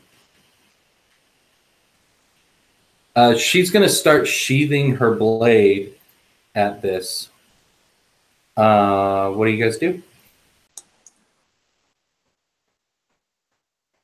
Again, if one of you guys wants to make a move, I have 1 more hold that I can spend for my move to give you a +1. I can just basically distract her, and you can make a move. Yeah, Dirk's gonna try to talk to her. So she said she's representing the Kingdom of Menotis, right? Or the Kingdom. Yeah, she called herself the standard bearer. So, would your business here happen to have anything to do with the Pale Horde? I believe we may be acting in the same interest. Oh, indeed. Yes, we're here because of the Pale Horde. We've been tasked with securing this passage for them. For them or against them? I spoke clearly. Well, that's what we're doing too. Dirgram smirks and says, I've heard a common tactic of the Pale Horde is to turn neighboring allies against each other. I suspected as much may be at play. Looking at Marquis, she says, "Why are you the one leading this band? He's obviously the one with the brains." Marquis just smirks, and then she's going to spend her last hold from that move to maneuver the enemy to a nearby location. So basically, she'll like kind of step forward, maybe like grab her wrist and like spin her around. So like she kind of pulls her back into the group, and so now she has Lenectra. You can call her Lainey if it's easier. So Lenectra is actually now spinning around. Her back is to us, right? And my blade is like at her throat, and she's sort of like in our group, right? So we sort of, at least as the field lies, we sort of have control of her. Sweet. Right? Yeah. Whoa, hey, make it whoa. Do we need to do this? At the same time, Dergrim will kind of hold his shield up like a barrier and kind of step between the group and the 8 men, and just tell them, hold your ground or your leader dies. I'm going to try casting a spell. Cool. So the brickwork around the 8 men in the hallway starts leaking a greenish gas, not just sewer gas, something else. And if it works, I think they're going to feel very sleepy. Cool. 6 and 5 comes up 11 plus stats. Sweet. I always have to look on your move. I think on a 10 plus, you still have to choose one drawback with that, right? Yes. Okay.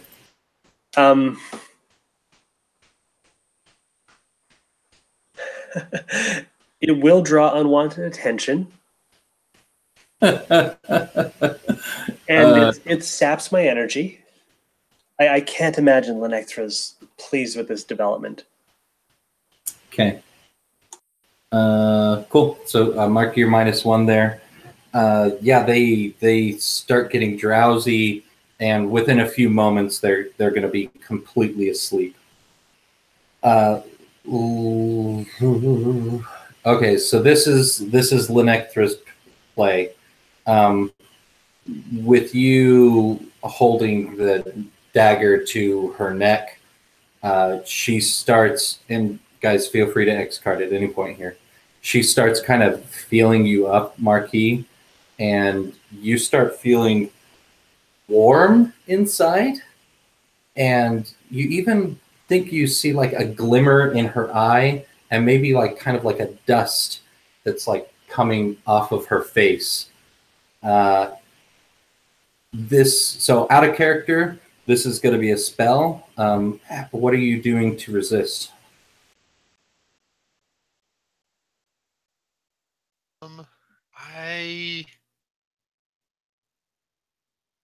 I think that if she started to, I think if I feel that the spell started to be cast and I have some sense of what's going on, and I had a moment to do it, she would just like shove her away from her, right? Like just try and create some physical distance, right? Because she's responding to like the physical proximity there too. That's probably part of the spell. So yeah, she would just kind of trade some physical distance there. Do you want to roll that with quick thinking or strength? I feel like it would be sort of quick thinking. What would that be? What stat would that be? That would be intelligence. Okay. So I select the 2 dice, and then do I re-roll selected? Is that how I do it? Yeah. Okay, cool, got it. Okay, so that would be a 7. I have -1 intelligence. All right, so the spell she was casting will not take hold, but it's going to be easier for her to do it the next time. That's kind of the drawback. You're starting to fall for her wiles unwittingly, or because maybe you're into it. Dude, she does seem pretty hot, to be honest. Yeah. So shoving her away, she stumbles forward, but she quickly, gains her footing as a skilled duelist. She's going to pick up that cloak and kind of toss it back over her shoulder, and she says, "Just don't kill the men while they sleep," and saunters her way away from you guys, stepping on them. She's got a small frame. She's not going to hurt them, right? Dergrim, I'm so confused. Should I shoot her? Should I shoot them? What do I do? I support that. I didn't ask you. So ask the leader. Says, don't shoot them. If she attacks any of us, shoot her. And Dergrim, so I was kind of between the group and the men, as she's kind of trying to leave. I think Dergrim's going to try to block her off. Oh, you're going to cut her off because you were over there. Cool. And just try to get myself in front of her and I'll just demand, tell me, what is your plan here? Yeah, glancing over her shoulder, looking down at the men, probably one of them that she's already got a foot on, you know, as you're cutting her off. She says,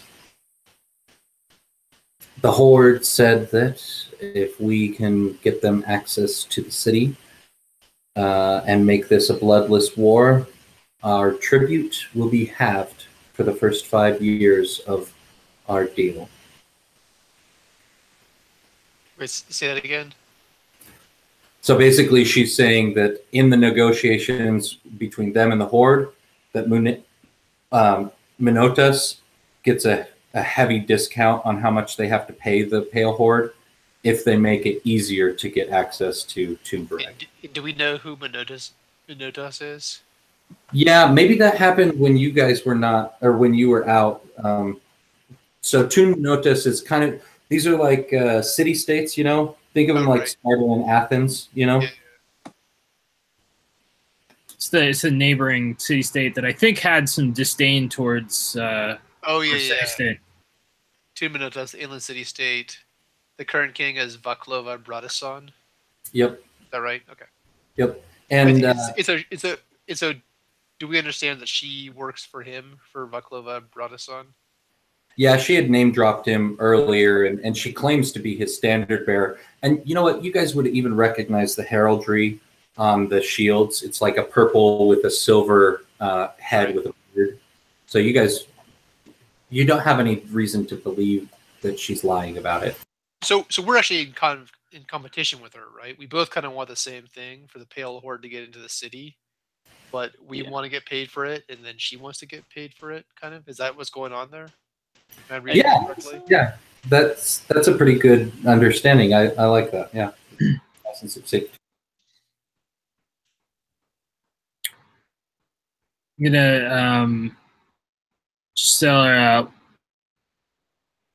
It seems our interests are quite aligned. We have a similar goal. Have you already secured entrance to the tunnel?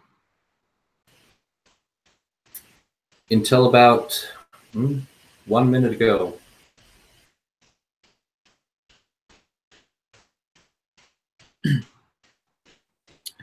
So show us where the tunnel leads to the outside. Then your men will be safe. Show me what's under that beard, and I'll do anything you feel like. Dergrim grins and says, afraid you're not my type. I don't have types. I got rid of that hang-up long ago. Come on, I'll show you. And again, she starts strutting down the tunnel. He will walk close to her, but cautiously. Cool. If we follow after her, I feel like would Avon like give like Marquis a look, and Marquis is just like, what? Nothing. What are you looking at me for? Yeah. Mostly a questioning look, like what happened there? Well, if you saw nothing else, you definitely saw the hands snaking up and down. Like a little puppet master. Dance, Marquis, dance. All right, yeah. Marquis just angrily stalks after her. Gets next to Daregrim, giving him a sort of like Jim Halpert sort of look. Just, you know, that look he does. Oh, yeah, we know the look. Cool. So are you guys intending to follow her until she's going to make a move or show you the actual end? Can I use my Battle of Wits in this scenario? Very good thinking. I will, yeah, and I'll give you a little more of your research starts kind of coming to your mind. A few of the duels that you've heard her win are because the opponents claim they just can't see her anymore, that this sudden darkness comes, and it's like a darkness thick enough that it chokes you, to breathe it in, and then snicka snacka, they're on the ground with a blade pointed at their face. And so with that knowledge, she full well intends to get away from you using some kind of trick like that if the opportunity presents itself.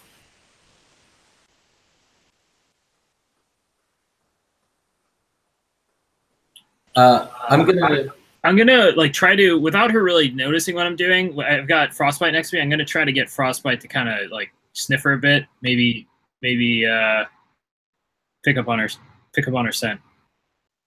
Yeah. We'll say if it ever comes fictionally relevant, he can track her by scent. Let's take a 5-minute break. I need to use the restroom, and then we'll pick up here with Lainey leading you guys down the tunnel. Okay, see you in a few.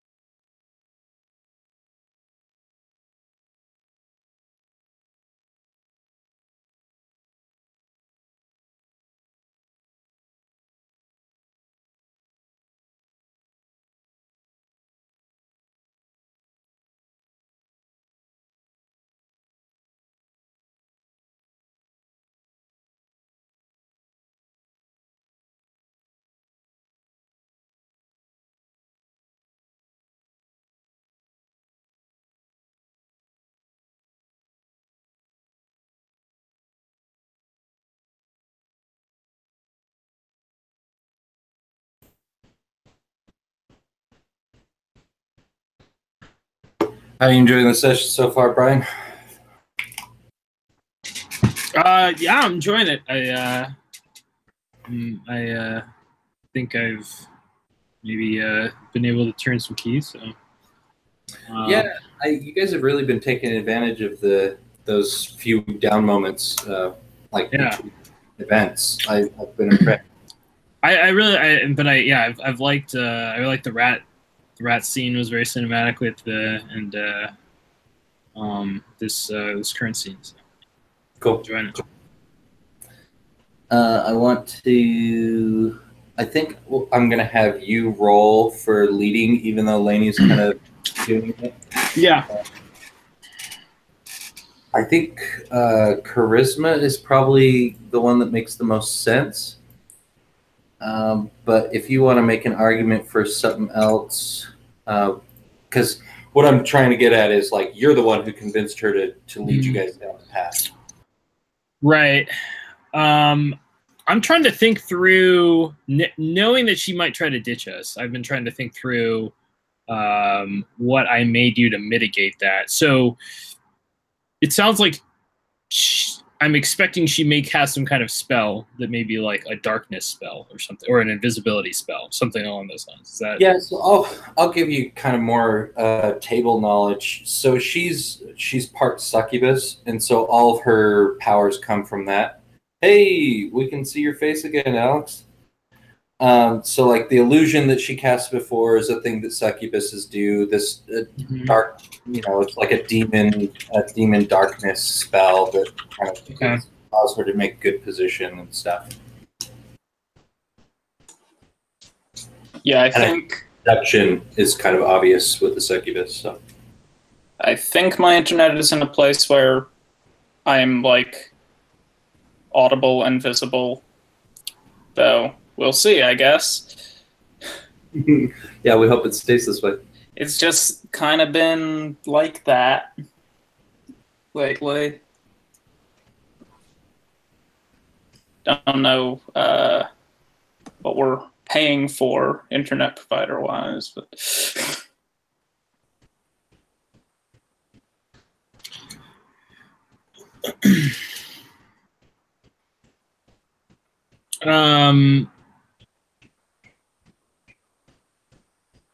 I think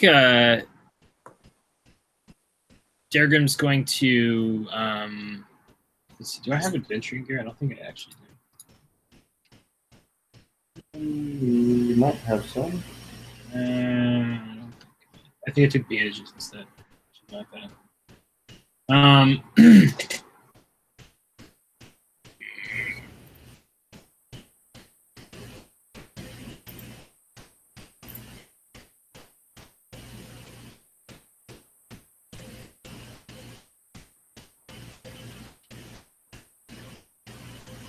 I think I'm just going, like, while kind of following her lead, I'm going to try to tell Avon that she's going to try to cast a spell to lose us and see if Avon can do something about that. Okay. Yeah, so Avon,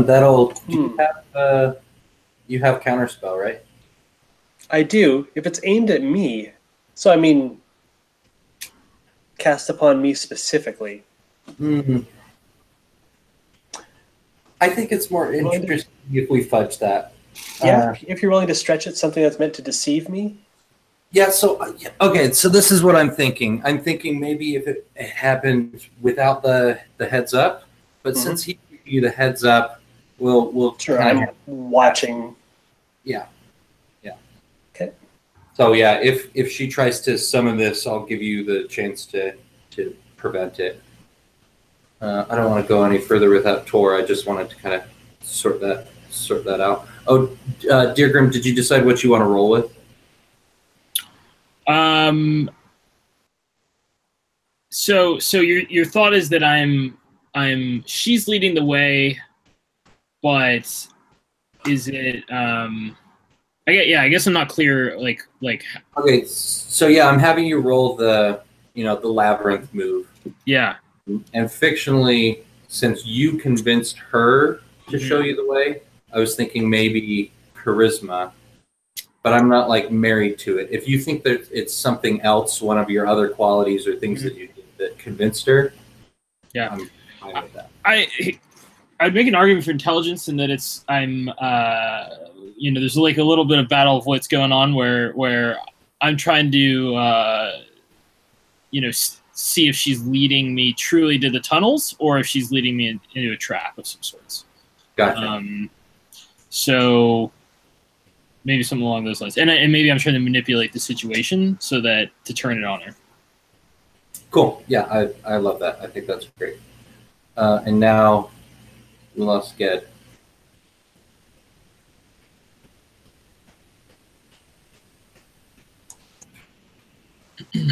Let's give him about 1 more minute, and then we'll get started. Okay.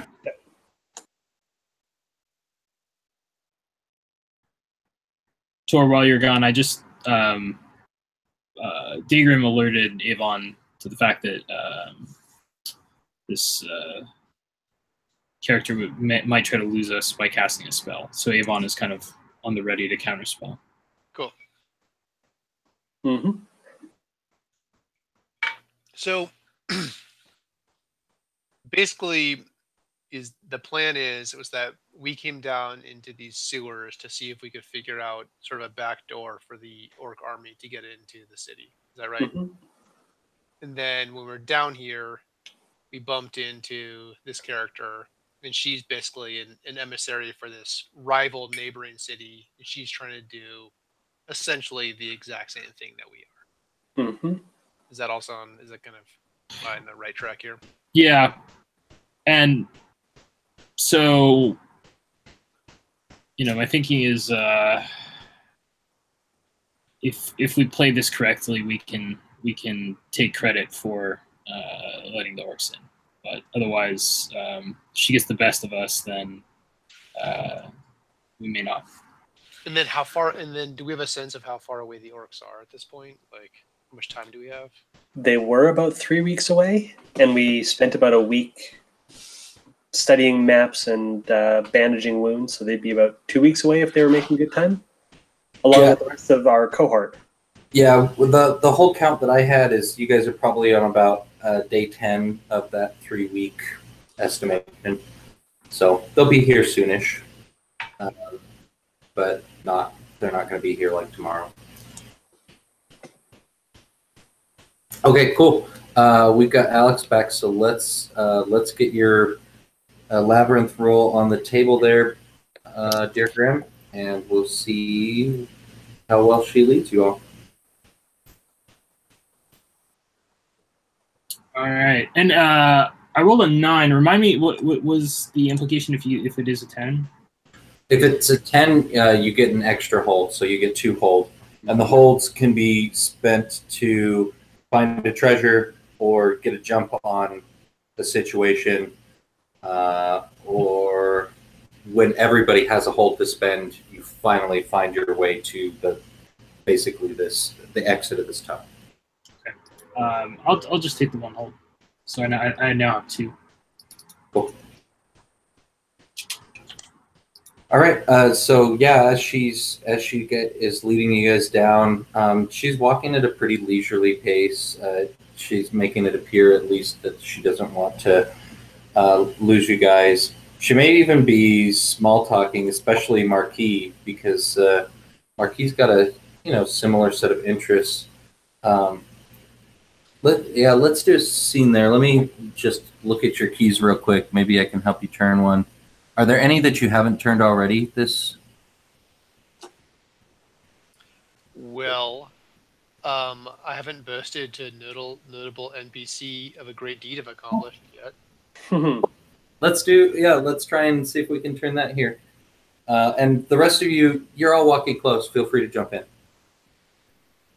So she's talking to you. She's like, have you ever considered weaving some spells into that blade of yours as you fight? Yeah. Marquis just snorts in derision at the thought of using magic to enhance her sword play. it may not be the most respectable or honorable thing, but boy, is it effective. I could show you some simple ones that people wouldn't even notice unless they're really looking. Marquis again just like shakes her head again, and she she clearly like does not like, for her, like, it's a very pure thing, and she she studied under the Grandmaster Yates. Actually, she learned the sword dance from, and it was a very, very pure style, and we were always taught not to mix magic in with our sword fighting style. And I think then that will like cause Marquis to like launch into this story, and she's like elaborating like this story about this duel that she had once with a wizard back in the city that she came from. And I think the story probably like goes on, and like it's like clearly like kind of over the top. And then like, we kind of cut to the end, right? And it's like, and then as the magic crackled on his fingertips, I withdrew the dripping blade from his chest. Looks like I got the last laugh on that one, right?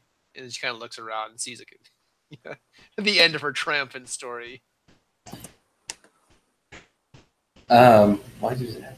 The story went on like far too long, by the way. Yeah, it certainly is impressive to have beat a magic user with just fancy footwork. I will say this, though. If you would have been able to stop the Thunderbolt instead of having to dodge every time he did it, you would have finished that fight before the third day.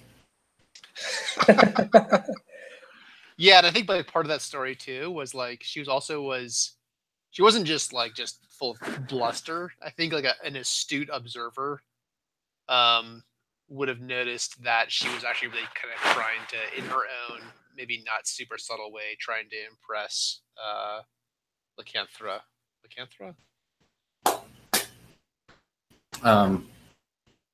Lenecthra. Yeah. She was trying to kind of impress Lenecthra, right? And I think like anybody with like a modicum of like emotional intelligence would have picked up on that. Cool. Yeah, and I kind of see you guys. Maybe you're a little touchy, not like over the top, but like whenever you laugh, you'd probably touch each other's shoulder or whatever. There's clearly a bond forming of some kind between you guys. Cool. Well, I think the next interesting thing, she gets to a tunnel and it becomes narrower again. And she says, this is the outlet. 100 feet right, then a left, then a right, and then there's the ladder. So she's just showed us that we now fully know how to get into the city, right? That's what just was revealed. That's what she says. Yeah. Okay. If we're to trust her, say, why don't you show us to the end? I have other business in the city. Are you intend to keep me as your prisoner the whole time until the horde shows up? I just cost my king half of his tribute for 5 years. It's not a terrible idea in case you're leading us into a trap. So Marquis kind of jumps in here, right? And she's like clearly crushing on her. And so Marquis like, yeah, what's wrong, you guys? She explained why she doesn't want to go with us the whole way. Just let her go, right? So like Marquis like defending her. Next, you're going to suggest that you're going with her.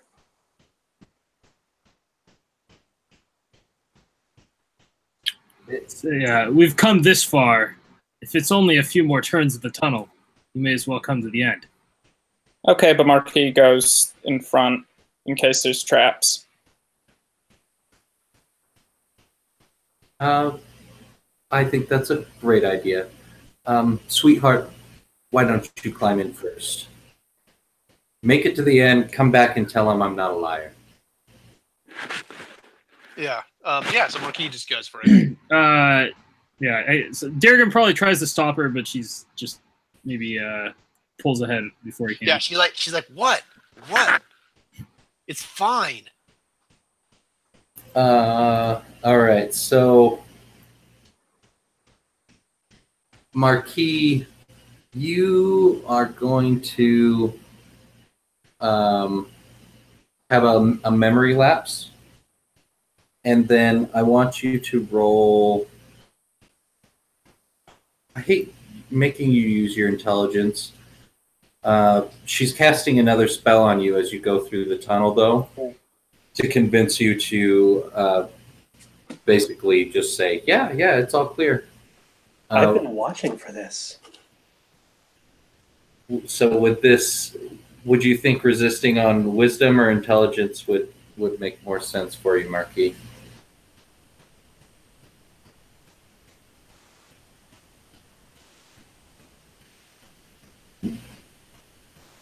Oh, you're muted. It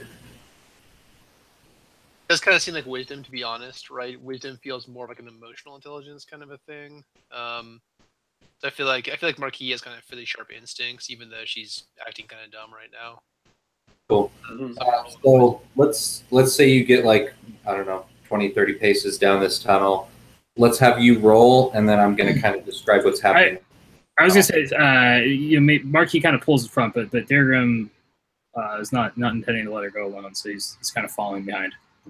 Okay, cool. Alrighty. I don't know why I just rolled like 14 dice. I don't even know what happened. Your last roll was an 11 total, so it was probably the 5 and the 6. This is the dice are looking crowded. Why are all the dice out there? I deleted them. Make the dice go away. What do I have to do? Here, I'll clean that up a little bit. I feel like, yeah. Okay, so an 11. Yes, I make it. I nail it. Cool. So I'm 12 actually, because I'm +1. Yeah, I'm still gonna have this kind of memory lapse, and I think what it looks like is when you get to the first turn, you like have a half a second of memory lapse, and then you turn around to face Deergrim, and we'll have a scene with you guys. You're gonna try and convince him that you've already been the whole way, but since he's there, we'll still get your success in. Right. Well, it looks good. She was right. I mean, I don't know why you guys don't trust her. It's kind of the entrance is there. The whole swords thing is why. Isn't it just Deergrim and Marquis right here? We can have Geb could have followed Everybody along. in? Yeah. Oh yeah, No. he was gonna go in. He just wanted Marquis in front. She's like, why don't we can go back? We made it to the end. It looks good. I mean, we're good, right? Let's head back. We could be drinking ale in the tavern, and within an hour. We should check. Make sure We checked. the gate's unlocked and Checked. Done. It's good. Darrigan's a little skeptical. Real quick. Let's go back to Lainey and why am I forgetting your name? Lainey and the spellcasting one. Avon. So everybody else has crawled in. Lainey keeps on like motioning, like, go ahead. What are you doing? Can I use counterspell? Well, so with the Considering that's all aimed at someone else. Yeah, if she uses that black mist thing, we said that you've got the fictional position to do it. But yeah, she cast it on somebody else. So okay, do I see her doing that and realize that Marquis is doing something exceptionally odd? Yeah, tell us what you see her doing as she's insisting you go ahead. What is it what's her tell? What gives it away that she's cast a spell? The way that she just strokes her forearm unconsciously as she's just kind of nodding down towards the end of the tunnel. Cool. I pull a book out of my backpack and just bludgeon her across the back of the head with it. Just heavy overhand. That is going to be dexterity for sure to see if you can get the swing in on her.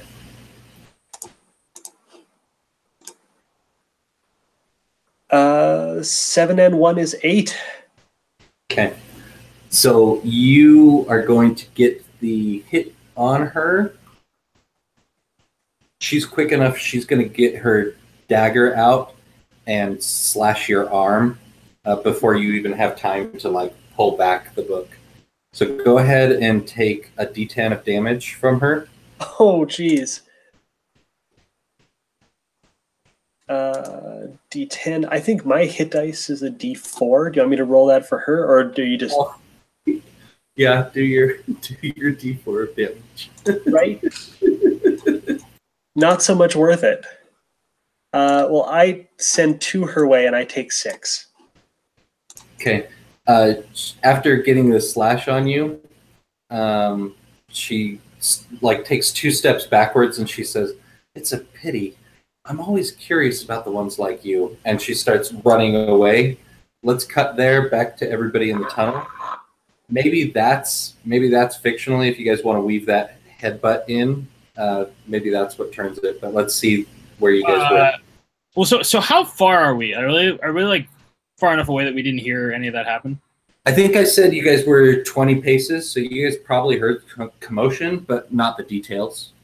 Oh, then Ged's gonna rush back. I think Dergum suddenly realizes that we left Avon alone with like this extremely dangerous champion duelist and starts running back towards Avon. Cool. So I'm imagining it's... So if my fiction is right, dwarves are taller, right? You're maybe like 4.5, 5 feet. And then gnomes are shorter. So I'm imagining Ged being able to run and Deergrim still having to kind of like half crawl, half run. And then Marquis would obviously be like full hands and knees, right? Because we said it was a narrow entrance. Yeah, Ged's like 3 feet tall. He's okay. Very small boy. Yeah, although I will say Dergum's probably quite accustomed to running through tunnels. Oh, that's true. Okay. So yeah, you guys can start making your way there. Has the spell worn off on you, Marquis, or are you still kind of convinced that these guys are being nuts?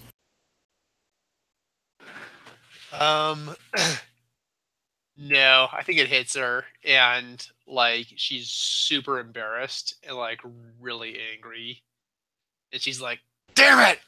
And she like draws her sword and just charges after her. Cool. All right, so Avon, you see Lainey start running from you. You hear your friends coming to help. She just slashed you and made some kind of sideways sexual advance. And what are you doing? I'm holding my arm against me where she slashed me, but with my free hand, I gesture at the water on the floor and try and have it all come up as a black, oily wave that's like an animated creature just coming out of the water and around her. Cool. And this is intended to trip her up, or are you doing black magic and trying to hurt her? Trip her up. Yeah, I'm no good at actually hurting people with it, but I can help them get hurt. While she's tripped, I would like to shoot her with fire. There we go. I got a 7 on this one, so I'll take, yeah, more unintended consequences, and hopefully some of it comes to pass so that he's able to get a few shots in. Cool. I got an 8 on that volley. Hold on 1 second. Hold on 1 second, Get. Let's see how this spell plays out, and then you guys will hop out right after it happens. Okay. Okay, so just to be clear, you chose unintended consequences, and the intent of the spell was to trip her up, right? Sorry, I misspoke. It's going to sap my energy again, so I'm back to -1 for spells. Okay. And you know what? I'm okay with it being temporary or superficial. Okay, yeah, that makes sense. All right, so this creature-like thing made out of water goes and it wraps around her ankles, and she falls. He probably even skids a few feet, and that's going to give Ged the opportunity as he hops out of the tunnel to get his shot off. Did you already roll that, Ged? Yeah, I got an 8, and I'm picking. You have to move to get the shot, placing you in danger as described by the GM. Oh, cool.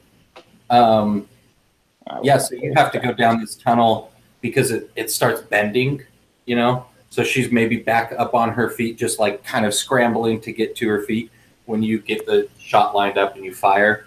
How much damage did you do? 3, so not great. Cool.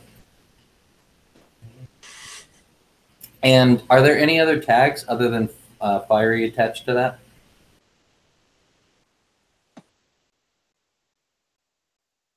No, it's just near and elemental fire. Just I heard That's Avon it. say the spell was to create an oily creature. I don't know if I was going to throw that out there. Oh, so That was my word. Good, yeah, good catch. I missed that. Thank you. Okay, so I think if it's an oily creature, yeah, you catch her on fire. She screams something to the effect of, "I just formed this body. I'm gonna have to start again." And that blackness that you guys were all, the two of you were aware of, appears and starts rushing down the tunnel back towards Ged. Everybody's out of that little opening by now. This black mist is kind of rushing towards you. I think it'll get to Ged first. What are you doing, Ged? I'm gonna try to go ghost. I have no idea what that'll do, but that's what I'm gonna try to do. Okay, that sounds good. What are the rest of you doing? Are you just gonna let it wash over you? Dergrim's he's charging full speed at Lenectra, but he's gonna kind of place one hand on Frostbite and hope that gets at least doesn't get led into a wall, but hopefully maybe towards Lenectra. Cool. Yeah, because he can track her by scent. That sounds great. How about Marquis? Yeah, that's cool, right? The bear, you did take that moment and have him get her scent, right? God, I feel like if Marquis was like lost in the dark there in the corridor, I mean, her pride would push her forward, but I don't really know what she'd be able to do if it's pitch black. And I think she would sort of try to feel her way along. You know, she's not gonna go back. She's gonna keep pushing forward into the dark, even though it seems quite dangerous. Okay. And Avon, were you doing anything other than just kind of standing there with Ged? I'm gonna keep trying to push the oily creature towards her, but other than that, I'm just there with Ged. Okay. Yeah, I think. Can I change what I was gonna do actually? Yeah. I think actually, so it would hit her, so the darkness washes over her, and then she just stops. I think she goes quiet, and she tries to just listen and tries to kind of hear like what's going on, sort of get the lay of the land. Yeah, let's have a discern realities there. Okay, and what's that based on? Wisdom. As you get that roll, so Avon, you were saying, remind me, now I've just blanked. What did you say you were doing? I was standing with Ged and trying to keep pushing the oily summon thing towards her. Yeah, so I'll say this about the oily creature, like you still feel that connection to it. It hasn't like faded from existence, but without line of sight, and it's questionable whether it's keeping up with her. Yeah.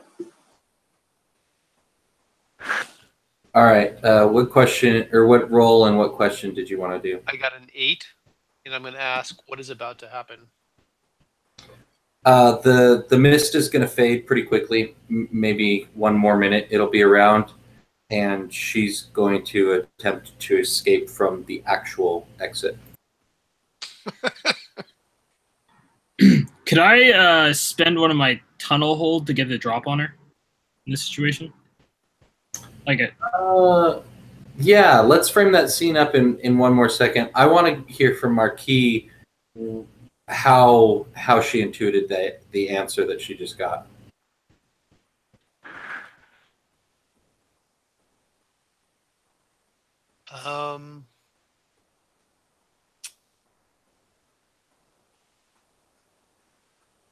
I think she hears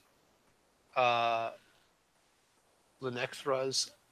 I think she hears Lenecthra like laughs, right? Like Lenecthra actually gives this laugh, and she hears her moving away, and Marquis immediately realizes like what happened. She realizes like, that she's sort of been played, that her feelings are being played with, that a spell was cast on her, and that Lenecthra is actually about to bounce like out the proper exit. Okay, so I know that Deargrim wants to spend that hold to get the opportunity in the jump. Do you guys have? Who doesn't have any hold for the dungeon? Oh, we've got 2 characters who don't. Okay. All right. Let's do this. I have 2 holds, so that's what I'm thinking. If I spend one, I'll still have one. Yeah. So maybe this is probably from your tactical part of your brain. You guess that she is trying to draw you guys away and is going to double back, and so that's how you're going to get your opportunity to like get the jump on her.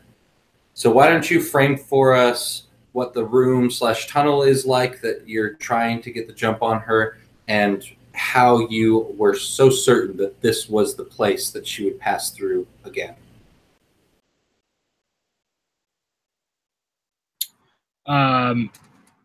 So on our way here, Deargrim had noticed her paying kind of special attention to a different offshoot of the tunnel that was not the one she led us down, and he just kind of picked up on her looking there, and so she, as she's running away, she actually runs past that point, but he has a feeling she's coming back to it. So he's just going to position himself there at that point that he's pretty confident she's coming back to, and just try to find a position there that is a bit hidden. Cool. So yeah, we'll say that you guys are all going to be able to see and get the drop on her. Are you like in an offshoot tunnel or something, and then when she crosses by, you'll have that opportunity, or what?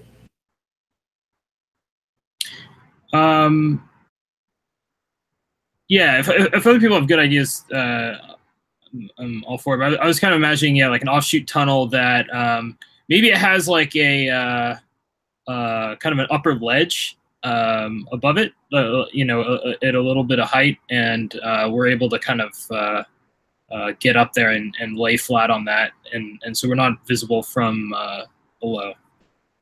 I like that. Everybody okay with that? Kind of like laying on your bellies up top? Except perhaps Ged is standing. I haven't played with a gnome before. Like, this keeps on tickling me just the right way that he's 3 feet tall. It's like playing with a baby. It really is. All right.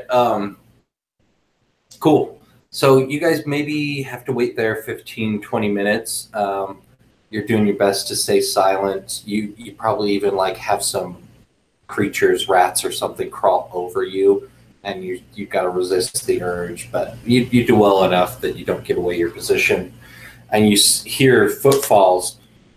Now, notably, she was wearing those fancy boots and had very light footfalls. These are heavy footfalls, armored footfalls. And so you can see before they're not going to be able to see you unless you reveal yourselves, that she's back with her little guard crew, and she's cursing up a storm, talking, like telling him not to look at her and how ashamed she is. And she's got pulled over. She's taken one of their capes and kind of fashioned it because she tossed her cloak to you earlier, Marquis. And that's the situation. What are you guys doing? I had another thought on the prep thing. You can tell if this is okay, but I think if we would have picked a point on the ledge where below us, maybe there's like a puddle or some water that we might be able to use our electric rods to advantage. Yeah, I think there's enough water here. I don't think there's probably not enough without you guys doing extra work that you're going to guarantee get all of them. But yeah, you can zap it and see what happens.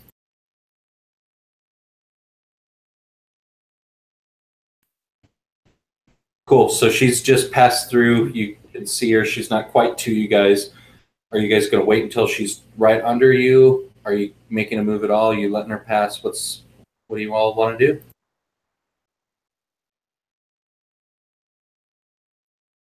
So I think my plan I'm thinking is that we'll try to separate her from her guard. So if she's the guard, are the guard with her? Was that what we were picking up on? We were hearing some heavy footfalls. Yeah, sorry. Maybe I didn't make that clear enough. Yeah, she's back with those 8 men. She's taken one of their capes and is covering herself because she's ashamed of how she looks after being lit afire.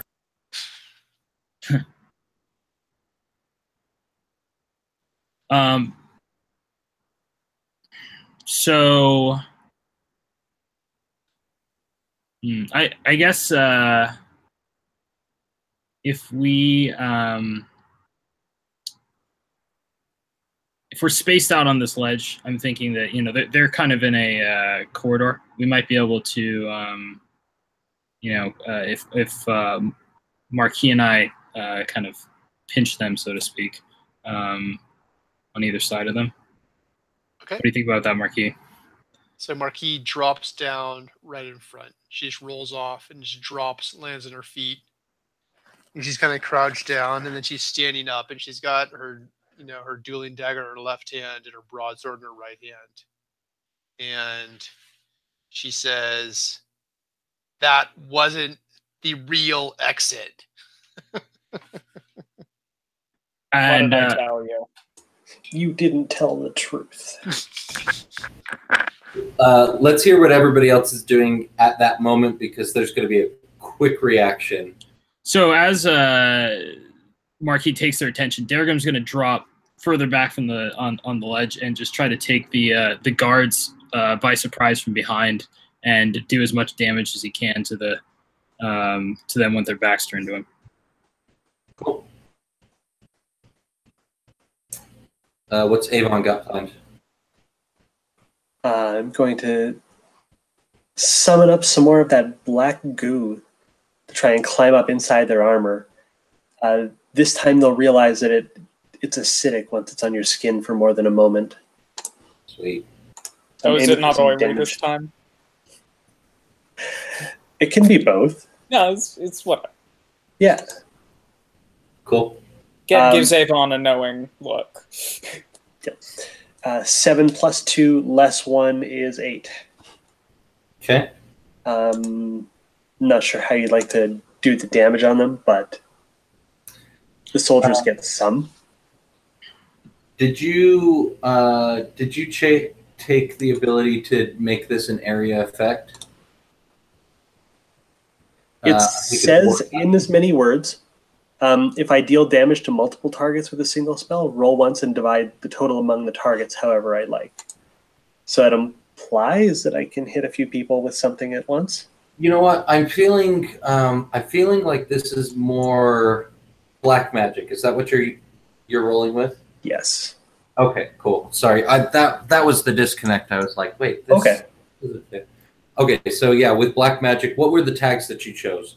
So you chose area, because you're trying to hit. Oh, wait, sorry. Is black magic like a different thing? Yeah. I took Prodigy to get the second school, so I'm Abyss and I'm summoning horrors. Okay, so then this isn't going to deal damage because anytime you deal a spell that deals damage, it's black magic. Oh, okay. Sure. And I think you have to choose between black magic and counterspell when you start the playbook. Oh, okay. So maybe that. Okay, cool. Never mind then. So yeah, let's make it that oily, and like we can fictionally say it like burns them, but it's not going to literally do damage. Sure. Yeah. Maybe they think they're being burned. Cool. And you got an 8. Yes. Okay. You get to choose too. Mm-hmm. This is my favorite part of the game. Okay, we'll make it. I'm gonna make it so it affects much less, so it's not gonna hit all of them, including Lainey. She's gonna be excluded, but we'll have it get on the back 4, the 4 closest to Deergrim. Mm-hmm. And then you draw. Yeah. When you do this, you get the ire of one of them specifically, and he's gonna start climbing up towards you. Okay. Okay. And then let's hear Ged's plan. I would like to shoot them like as quickly as possible after they get hit with the oil. With the beam cannon. Well, with Avon's spell, and then shoot them with the beam cannon. Yeah. That's 9 + 2, 11. You got an 11 for your roll. Cool. Yeah. That's a great idea, Ged. And Thank then you. let's get a hacking flash from Deergrim. And Tor, I'm not thinking that Marquis really making a move here. Are you trying to trigger specifically anything that I'm missing? Well, I do actually have a move, which is challenge someone to a one-on-one duel. Yes. Which I think I'm gonna do. Deergrim rolled a 14 on the second slash. All right. So this is what's happening to the back of the column. Those 4 guys get covered in oil. They look at and it's like appearing under their armor, if I heard you right, Avon, right? And so they're like, what is this? And then flash of flame, they're alight. And by the time they realize Deergrim's axe is Warhammer, my mistake. By the time they realize his Warhammer is heading towards them, it's already hit. And you're just all 4 of those guys between all of that smashed, dead limbs, bleeding, scary sounds. Cool. Just a reminder, Avon, one of the ones that is starting to climb up, and maybe there's not a ladder directly below you, but again, these are brawny, big men. He's going to be up on you in a few moments. What did you get, Marquis, for your challenge to duel? She actually gets to choose if she accepts or not. Oh, I always forget that that's not a roll. I think there's another playbook that it is a roll to do that. Okay. She...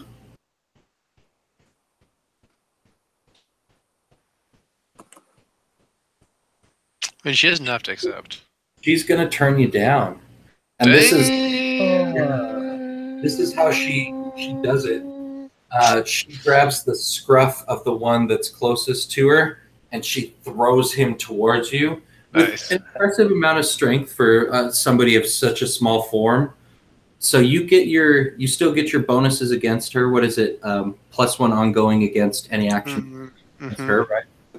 Until I defeat them, they surrender or flee. Yeah. I think with that moment of you rising, she's gonna get kind of around you, and this guy, he's not gonna knock you over or anything, but he's gonna bump you. So that's the position you're in. You're in a position to chase, but there's 3 guards right around you. No, so he bumps her, and then she just takes her blades in her left hand. Yes. It's just super quick, and it's just shh, shh, shh, She just like stabs him like 3 times in the neck. Sweet. Yeah, deal your damage. That's great. It's actually a shit ton of damage because it's a one-handed blade, so she gets +1 from her background. Then she's a duelist, so when wielding 2 blades, roll your damage twice and take the better result. Okay. So is my damage, that's like a D8? Is that correct? Is that how that works? Yep, that's what it is. Okay. So I guess I roll it twice though. So 4 + 1 is 5. Yeah, so I guess 5 points of damage. Cool. Yeah, so some of the blows like glance off. He's got some ridiculous pauldrons. Why not? Right. But one of the stabs gets pretty good into his neck, and you could see the blood spraying there for a moment. Cool. You guys just terrorized the back line. What's the plan from here? Who's got an idea? So there's three guards still between us and the 4. There's one climbing, and there's 3 at Marquis. Yeah. Okay. And then we just saw Lenextra bolting. Yep.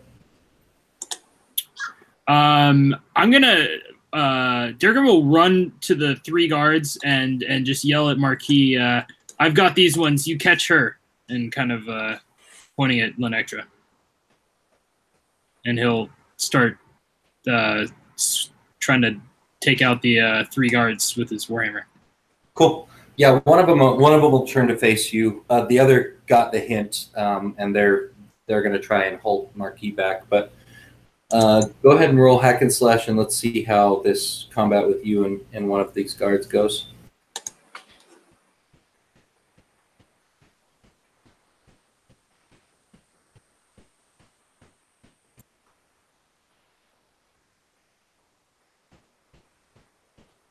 Okay, I'm not sure which dice it was, but it says last roll 9, so it's +2, so it's an 11. Cool. So would you like to take extra damage or avoid his blows? Let's do extra damage. Yeah. Cool. Go ahead and get your damage rolls on the table, and he's going to deal a D8 + 1 back to you.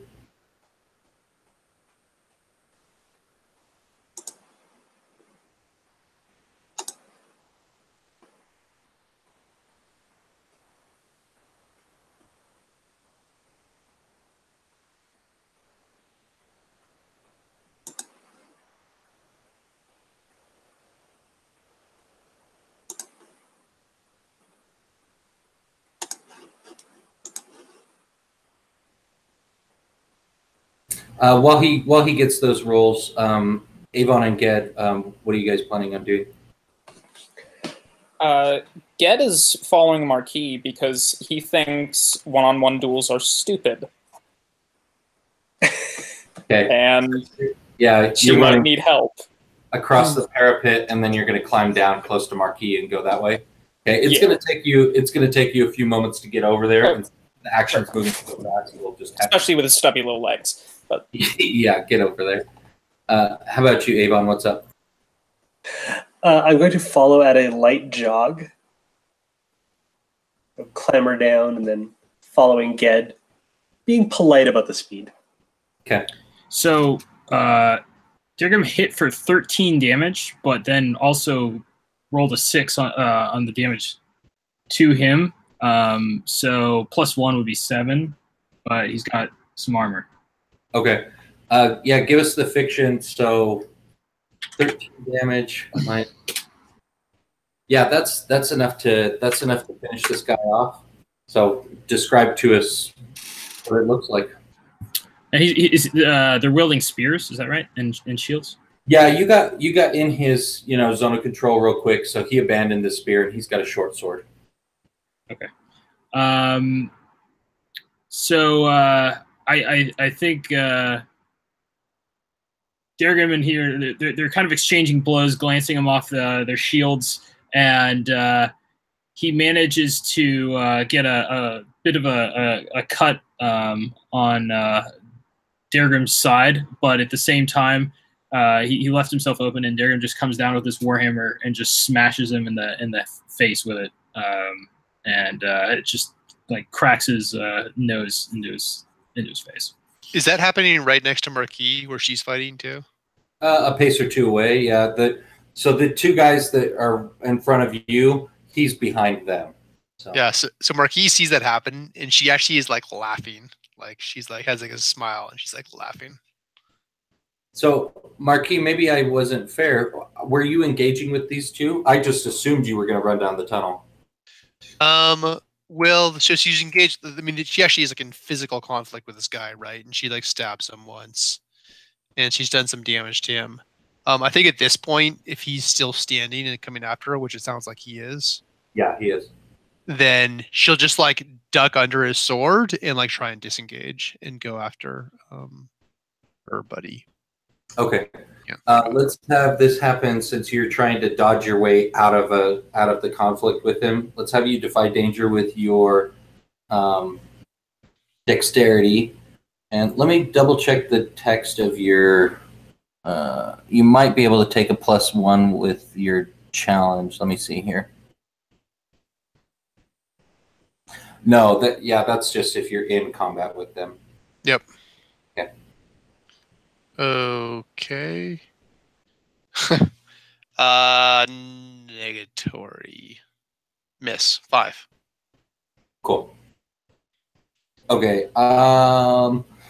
Yeah, so he swings high, you dodge under, he kind of snaps his spear down and it cracks on the floor, and again you're able to sidestep it. And probably because you see this hammer blow happen behind you, and you've got, that half moment of, ooh, that was fun. The shield just wallops you. Yeah, perfect, right? Yeah, she was like so enjoying watching Dergrim kick that guy's ass that she misses like the shield smacking her in the face. Cool. Yeah. And so that's even going to like slam you into the wall. I want you to kind of role play dazed. I'm not going to make you take a mechanical effect, but you are also going to take 8 damage from him, and you can get your armor. Okay. Oh, man. Sorry, D8. I'm not willing to just throw 8 damage. Okay, I have a question. So it says HP max 22, HP current 14. I'm not sure, did my HP go up when I'm leveled up, or did it stay the same? Did you increase your con? It only increases if your con increases. Yeah. So what would my starting? I'm just not sure what my HP max should be. That sounds right. It's 22. You know what? I had to program it in manually. Yeah, so it's correct. It's Q14 + 9. Because you had changed the name of the class, I had to just manually enter it. Okay. Yeah, what it is now is what it should be. Okay, so I roll a D8, and I take a 1 point damage my first session. So that would have healed up by now. Yeah. Okay, so I have 22 hit points. Is that right? Yeah. Okay. Cool. So I take. Oops. That was the wrong I think. one. I don't remember what you got shocked for in that room back. Oh, that's right. It's some amount. I think it was like was it like 3? I think. It was a D. I think it was a D8 is what I had to roll. I don't remember what you rolled though. I think it was 3, so I'm gonna have 5 total. So I'm gonna go with 17 right now. Okay, cool. Yeah, so she gets smacked, and I think it just like knocks her to the ground, and there's like blood, like her cheek is split open, and I think she's still like smiling and like trying to get up. She gets up, and then she just like she realizes she doesn't have full coordination over her limbs, and she like pitches forward into the ground again. Cool. So let's go back to Avon. So Avon, you described kind of following Ged. That guy was coming up to you. Are you doing anything to avoid him? Because if you're ignoring him, he's probably going to get a hand on you and trip you up at least. If that's what I want to get through, I mean, Marquis is getting roughed up real bad, and if I can see any of that, that's where I want to get to. Can I get through to there to? Yeah, you'll have to make some kind of a roll. Describe how. So you're still up on this ledge, and he was starting to get up as you moved along. I kind of imagine him jumping down and then trying to hop up again. So he's like halfway up onto the ledge. So you're going to have to do something to get by him. Okay. Before you can, get to her. What I do is that book that I had out earlier to hit Lenny in the back of the head. I just flip it up end on and break his fingers and then vault off. I love that this book is getting so much use. I think that's with your strength. Defying danger with strength to see if you smash his fingers hard enough. I'm willing, if you want to rework the fiction a little bit, to try and roll with something else, but I don't see any other way to shake that. No, that's the way I was talking about it. It totals out to a 6. Okay. He laughs as you smash his fingers, and he's going to grab your ankle and pull you off.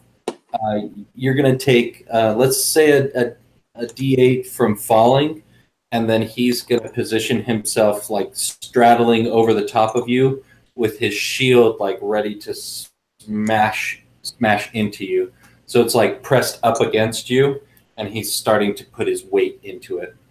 Oh, geez. Well, that was a far way down, and I took it the quick way. I'm already very beat up now. Okay. Does that put you down to 2? Yep. Where am I in? Sorry. Can I interject real quick? So I have 4 Gambit here. I'm thinking. So Laney's pretty far down the tunnel, right? Running away. She's maybe in sight, but she's definitely out of your guys' direct reach, even with your ranged weapons.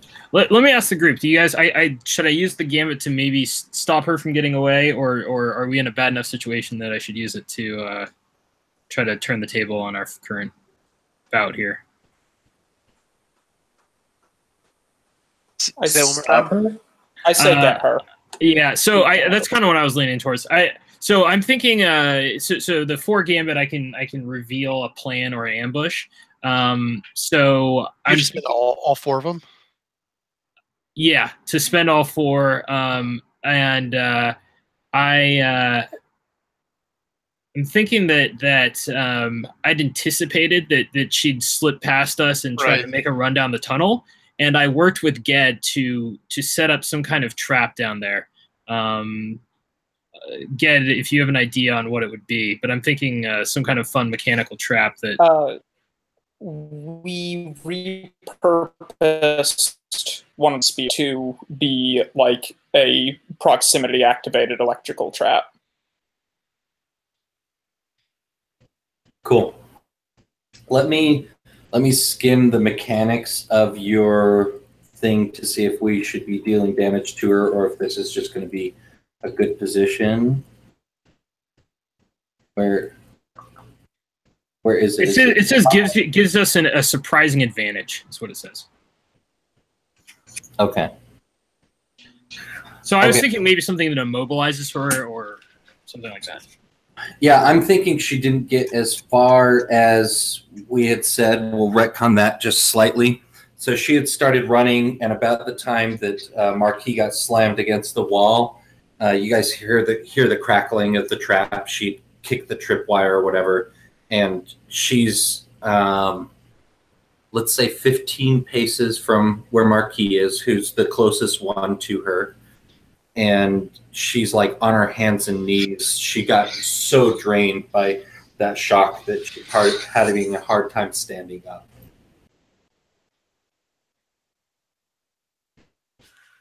Cool. So Ged, you were asking, the last place I remember you being was still up on the ledge as close, as close. You're probably standing right over the top of Marquis, like she's right below you.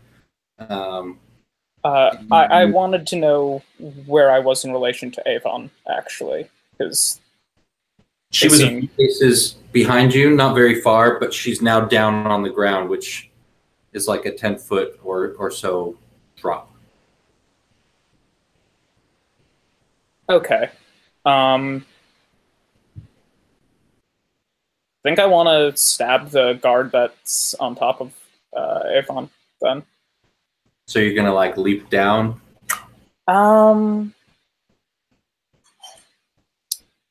Yeah, screw it. I'm leaping down. Tiny little... I think he's interested enough to watching her squirm and leaning on this shield that I'm going to let you just deal your damage, but then we're going to have a roll to see a defy danger to see how much this distracts him, because that's the intention, right? The intention is to like get him off of Avon, like, and save Avon from being decapitated by a shield. So roll your damage, and then what do you guys think? I'm thinking dexterity, probably. Yeah. That's a 1+1 for 2. You may have broken your dagger trying to stab him. Okay. And then defy danger dex, you said? Yeah. 8. Cool. So this is going to get the pressure off. He's not leaning on that shield. He's still straddled over the top of her, but there's no immediate danger to him, like just killing her without notice. So, Ged, if you want, why don't you just describe for us where you land? So maybe you land on his back and fall off, or however you want to do that. Let's hear it. I was thinking I land on, like, sort of the back of his head. Not, like, with enough force to, like, hurt him, and then I just sort of fall off to the side. And it's not great. And he's, like, twice my height. Yeah, also. his reaction is to lift his shield up towards you. He may not even be able to see you now because his shield's in the way.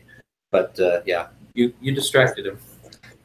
Cool. I think the next most interesting part of the battle is between Deergrim. So Deergrim, you've got 2 people in between you and Lainey. She's probably 30 paces from you. She's 20 from Marquis.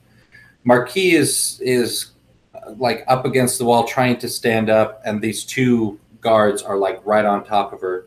So between Marquis and Deergrim, I think that's the next most interesting part of the battle. What are you guys doing about those guards and/or Lainey and/or the one standing over Avon? I have something.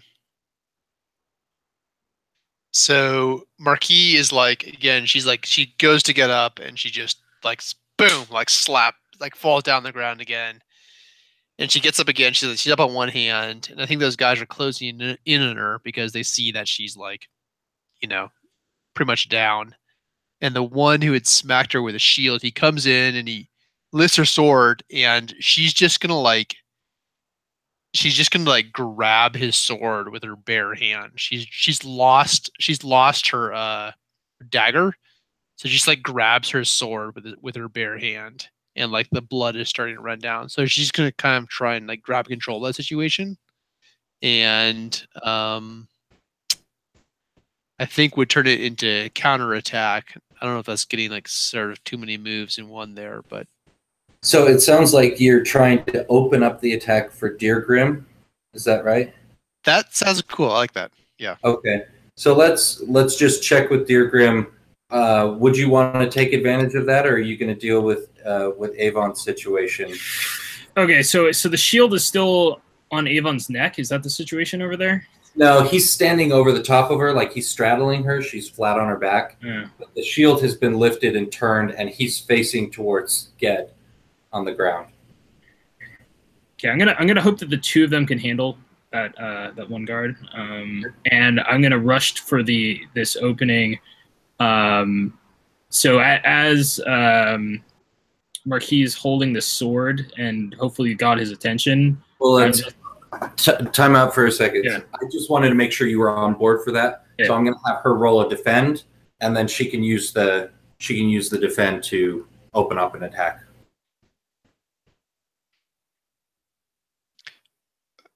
So I should roll defend. Yeah, roll defend, and just make sure that you get the hold to make this successful. Okay, and is that based on strength or constitution? Oh, sorry. Yeah, that's based on your constitution. Okay, right, because she's actually like physically like grabbing the sword, right? Okay. I think I have a defend move. Yeah, doesn't apply here though. Yeah. Okay, so I got a 6 plus my constitution, which is +1 because I just bumped it up. So 7. Cool. On defend. And then do you want to use that to there's a couple different ways you can do it. Yeah, let me check that. I've never made this move before. Cool. So long as you stand in defense, when you or the thing you defend is attacked, you may spend 1. I'll open up the attacker to an ally, giving that ally +1 forward against the attacker. All right, cool. So now, Dear Grim, why don't you step in and make your move on this guy?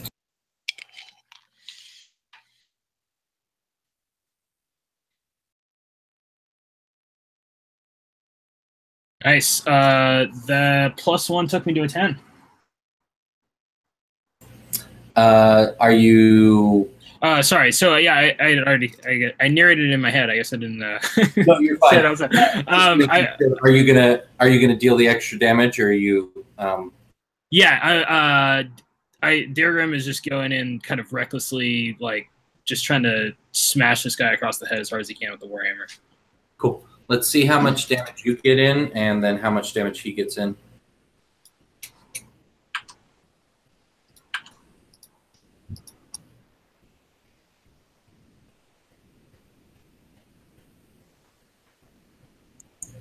All right, this dice situation is a little crazy. I think that I did that correctly though. I think I rolled 5 total for die 6 and die 8. I don't know what the specific.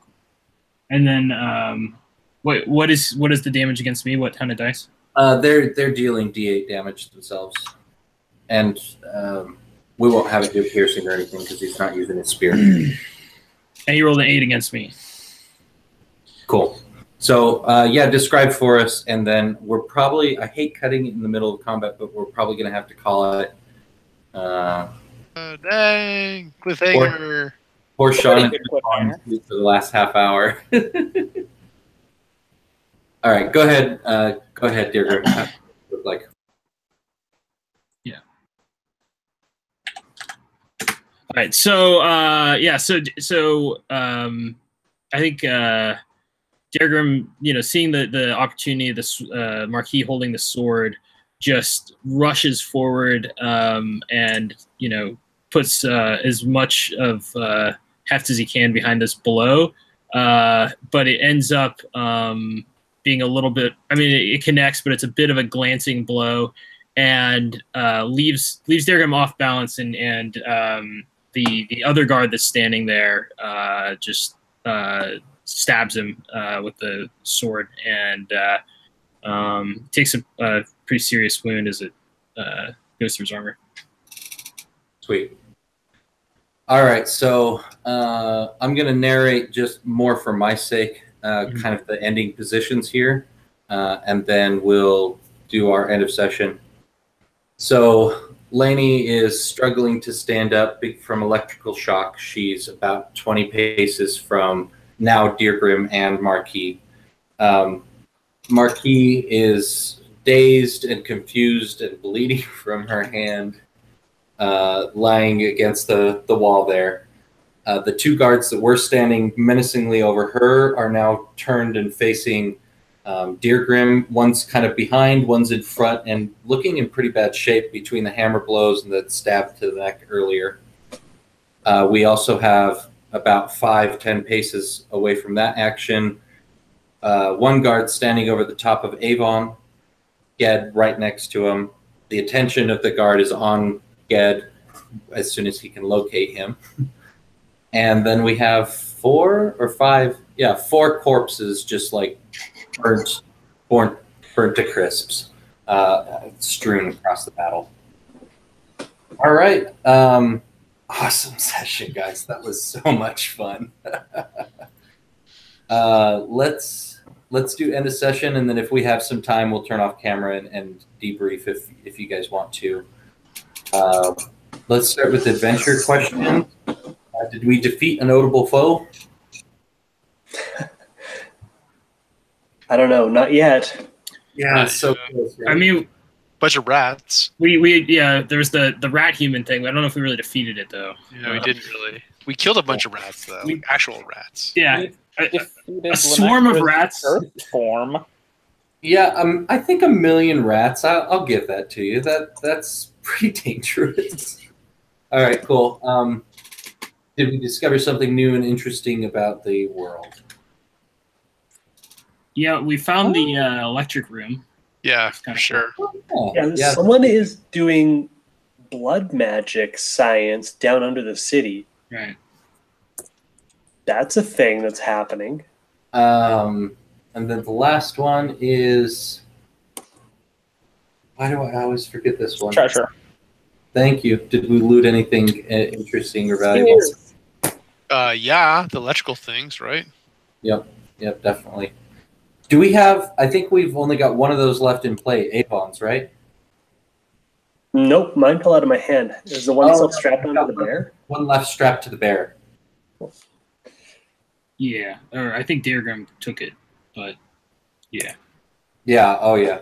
Because I was assuming, Alex, you had used yours to rig up that trap, right? Or you could we kind of used mine and say that gets Yeah, but we also said that mine broke when I stabbed the guy, but I hadn't thought about that, so I had it when then later I stabbed the guard that was standing over Avon, so I think it has to have been Diagrams or Frostbites, but then mine also broke. Okay, so we're out of them then. They're all off the table. Cool. Right, let's do keys. Let's start with Ged. Just call out any keys that you turned, and if anybody was instrumental in turning those with you, hand them an XP. So do we only get can we only get 2 XP total for keys, including ones that we help with? Yeah, 2 for turning yours, and then 2 for assists. Okay, cool. Thanks. Okay, so I think definitely Key of the Curious. Yes, you nailed it this time. Feel like I got myself into trouble a couple times. Yes. I wouldn't. When you grab the electrical shock thing. Yeah. I tried to like tinker with the other people a little bit, but I don't think I really succeeded in getting into trouble by doing so. So I don't know if I can justify including anyone else in that key. I don't know. I would lean to definitely turning it. I don't know if there was another player in particular. No, I don't think so. I don't.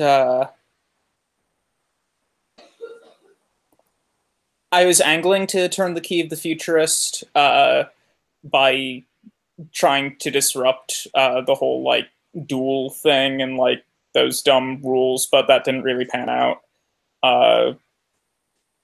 What did you do exactly? I was hoping to like ruin your duel basically by like stepping in and attacking Lenectra, but then she didn't accept the duel. So, but that was the plan, because the idea being like duels are stupid. This whole thing is antiquated.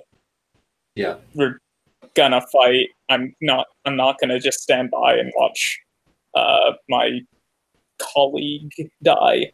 Hey, Yeah. I didn't dual block you. Tor in the chat said he dual block. I dual blocked him. She said no. I didn't do anything.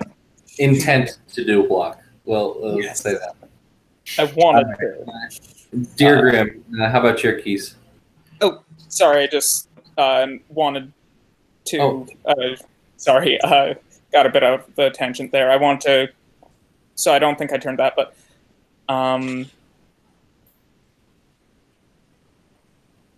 the con to Marquis, not as well. For the hey, you should go first down the hole, and she did. Oh, cool. All right, go ahead, dear Grim. So, Key the Ringleader, I was thinking with the advancing rat horde, Durgan kind of took the lead in setting up the electrocution pool, and that general kind of plan there, and I think Key of the Courageous. I guess there's a couple moments, maybe one when potentially kind of terrifying to throw himself into a horde of rats to try to buy Marquis some time in the swarm of rats. I think also kind of charging after into the darkness after Lenectra. And I guess maybe jumping down at eight armored guards too. So trying to think through. Definitely like charged into danger in the game a lot. So I'm thinking the ringleader probably won for Avon for actually following through with the yeah. Right? Mm-hmm. Yeah. And then, do you want to do courageous to Marquis because she was the one that you were protecting with the rats? Yeah, I think that makes sense. Yeah. Okay. Avon. So, Key of the Meddler, I think I hit for trying to set up more things in the tunnels to slow the orcs down if they do get in. Setting up the pull, lever, receive, bacon sign. I don't think Key of the Trickster came all the way in. I didn't masquerade as someone or do anything with false info.